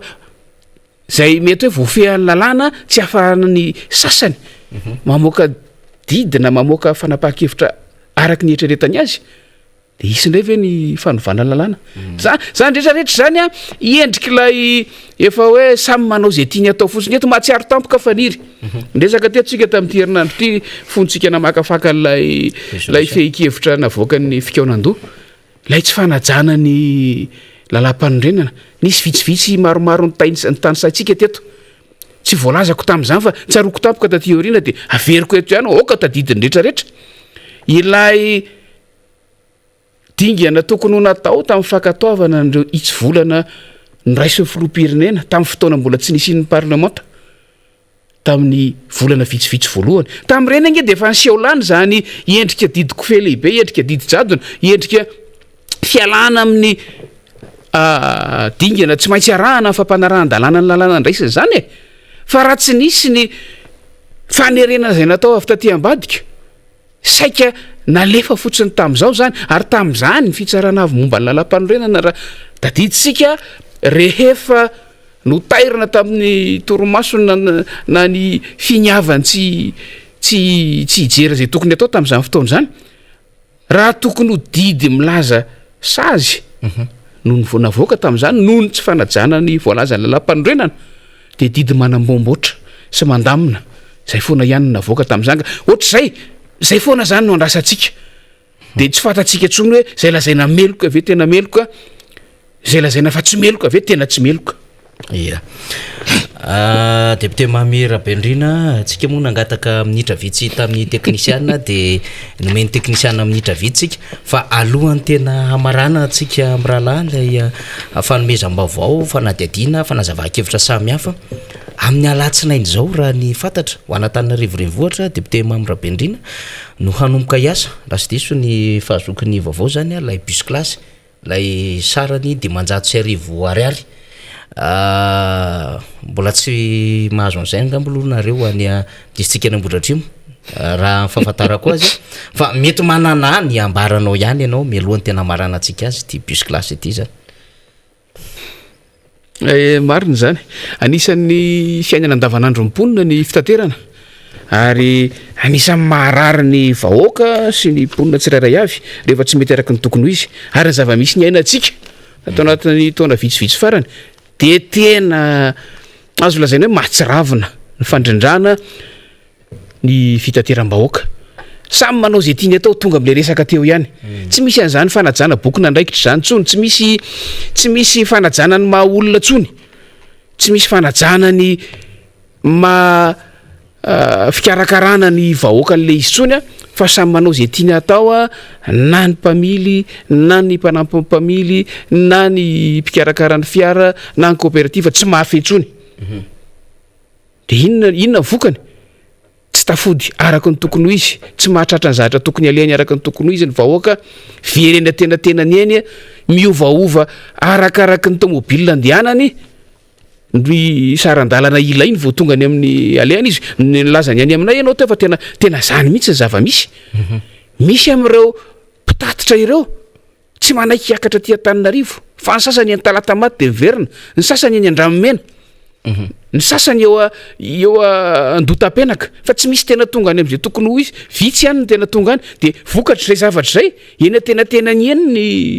vahoaka tanterana ny tsy maintsy mitady ny vahaolana sahaza azy ho any amin'ny tany alehany miova tsy vita tsony na ny teti-bola ho tokantrano azy satria indraindray ariary de mahatonga ny Antananarivo ndraindray 500,000 mahatonga ny Antananarivo amin'ny alina moa vao mainka zava-doza ary io anisan'ny fanamby lehibe mipetraka eo ampitondra fanjakana indrindra eo ampitondra ny vondrom-paritra itsinjara-pahefana isan-karazany eo amin'ny fandaminana ny fiainan'ny vahoaka amin'ny andavanandro ny eto amin'ny commune Tananarivo renivohitra moa zany de nanangana an'io hoe bus classe io izy mino sika fa nitanjona ao anatin'le izy de ny hananan'ny vahoaka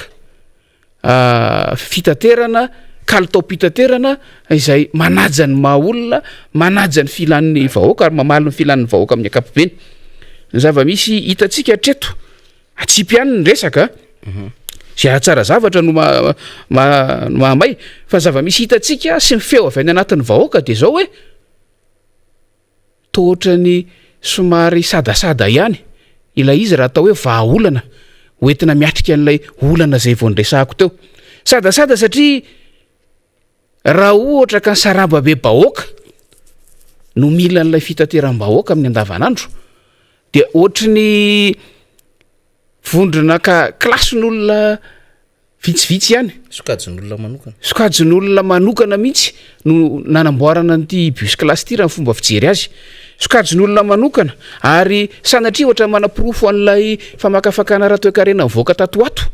zay milaza ny zava-misy eto amintsika hoe tsy misy tsova zany le classe moyenne satria raha ohatra ka raisitsika ilay sara-pitaterana zay hoe 500 raha ohatra nge eto Tananarivo tsy ny vahoaka rehetra ary tsy maro anisa no mahasiaka an'izany no mahavita mandohan'izany 500 isaky ny mandeha zany raha izay faharoa napetraka natao ho ana sokajin'olona manana an'izay fahafahana izay ihany zay fomba fijery azy io bus classe io tsy mijery an'ireo sarambambe bahoaka na ataoko mihitsy hoe ny klasy ambanimbany kokoa fa de samy hoe io zany a mety atao hoe misy filan'ny karazan'olona anankiray hanana fitaovam-pitaterana tsaratsara kokoa fa ny ambiny a samy manao zay mahavitry ny ainy ao amin'ny zava-misy amin'izao fotoana izao fa ny tokony ny andrasan'ny vahoaka de ny hoe io endrim-pitateram-bahoaka amin'izao fotoana izao io no atsaraina ametrahana fepetra sy fitsipika ialana amin'ny gaboraraka ataon'ny mpitatitra mba ahazon'ny olona tanterina sy ny vahoaka amin'ny ankapobeny ny tombony sy ny mamaly ny filany araka ny tokony ho izy mila jerena daholo zany mila samy mahazo tombony na mpandrara na mpisehatra ao anatin'le asa na ny vahoaka indrindrandrindra na tiatsika na tsy tiatsika reny tafiditra ao anatin'la hoe raha raham-bahoaka dikan'izay a tsy afaky ny hoe hijery fotsiny ny ankilany sika fa na ny andaniny ny any ankilany de misy tombontsoa izay andrasana ao anatin'le izy ka ny mahamay ny vahoaka amin'izao fotoana izao de ny hoe inona no an'ilay maro anisa ilay sarambabe bahoaka maro anisa inona rahoviana no avy ny bus classe izay takatry ny fahaefa mividin'ireo vahoaka maro anisa ireo natao an'ny manandrara isan'andro ireo fatatsika tsara fa any amin'ny tany sasany any amin'ny tany maro ivelan'ny Madagasikara ny fanatsarana atao eo anivon'ny fitateram-bahoaka andavanandro dia nametrahana mihitsy karazana fitadiavana vahaolana any amin'ny hoe fametrahana saran-dalana manokana ohatra ho an'ny osa ho an'ny beantitra ho an'ny zokiolona ho an'ny mpianatra sy ny sisa sy ny sisa ary zany ny tamin'ny fotoanandro nametrahany fitondram-panjakana tamin'ny fotoana nitondran'ny filora valomanana ny ilay karatra maitso tamin'izany fotoana zany ahafahana mitady vahaolana ho an'ireny karazan'olona ireny amin'ny lafiny sosialy io fa ny zava-misy amin'izao fotoana izao a tsy ny rehetrarehetra itsony no hitadiavana vahaolana fa karazan'olona izay manana vidina lafo zany lasa vidina lafo a ilay zo amin'ny maha olom-pirenena ka izay fotsiny no fanamariana eno alohatra eto miandritsika eo takin'inona fiatraik'an'le izy a fa ny fehny resaky ny olona any anivon'ny fiarahamonina rehetra any de hoe tsara ny fampiakarana ny klasiny fa tokony ho an'ny rehetra eny ary marana ny fandarantsika depute Mamera Bendrena de ngamba mety efa niaraka teto fotsika nandritra ny 5 andro fa dia mba hakasasatra kelylay tsika zany anatin'izay weekend zay anao kopakopa tanana mijery antsika manelina zao tontolo zao ngamby ianao dia hoavindray namana Rina Rabe Mananjara tena marana ny fandarantsika. Zay indrindra tonga ny andro zoma mirary soa antsika rehetrarehetra raha tena marina moa amin'ny akapobe ny andro rehetra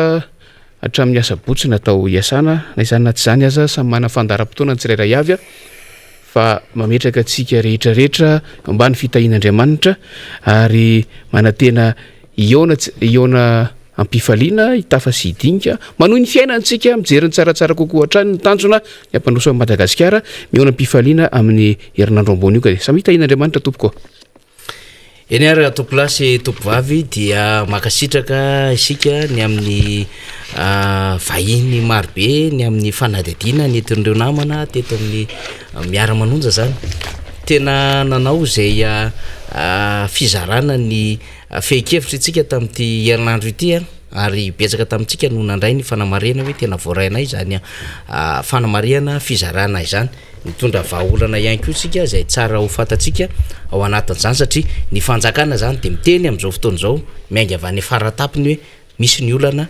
dia manana ny vahaolantsika ny vahaolana zany raha efa mirehatra ny témoin zany hoe mirehatra mena zao lokanovantsika izao ny témoin ary zany zava-misy eto Madagasikara dia dikan'izay dia tokony hakatoerana moramora zany lay fiarakodia hiantsona dia ICD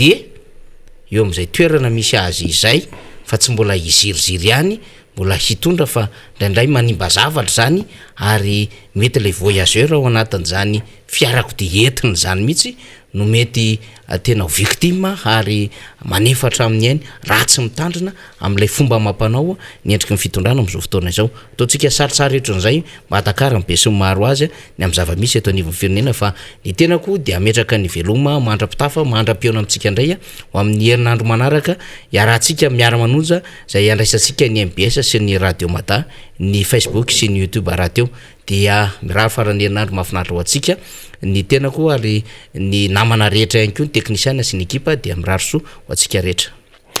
Dia izay ihany koa no namarana ny fandarantsika tamin'ity indray mitoraka ity araka ny namarana namana teo dia isaorana daholo isika menaka avy ary dia ho samy tahin'Andriamanitra veloma tompoko.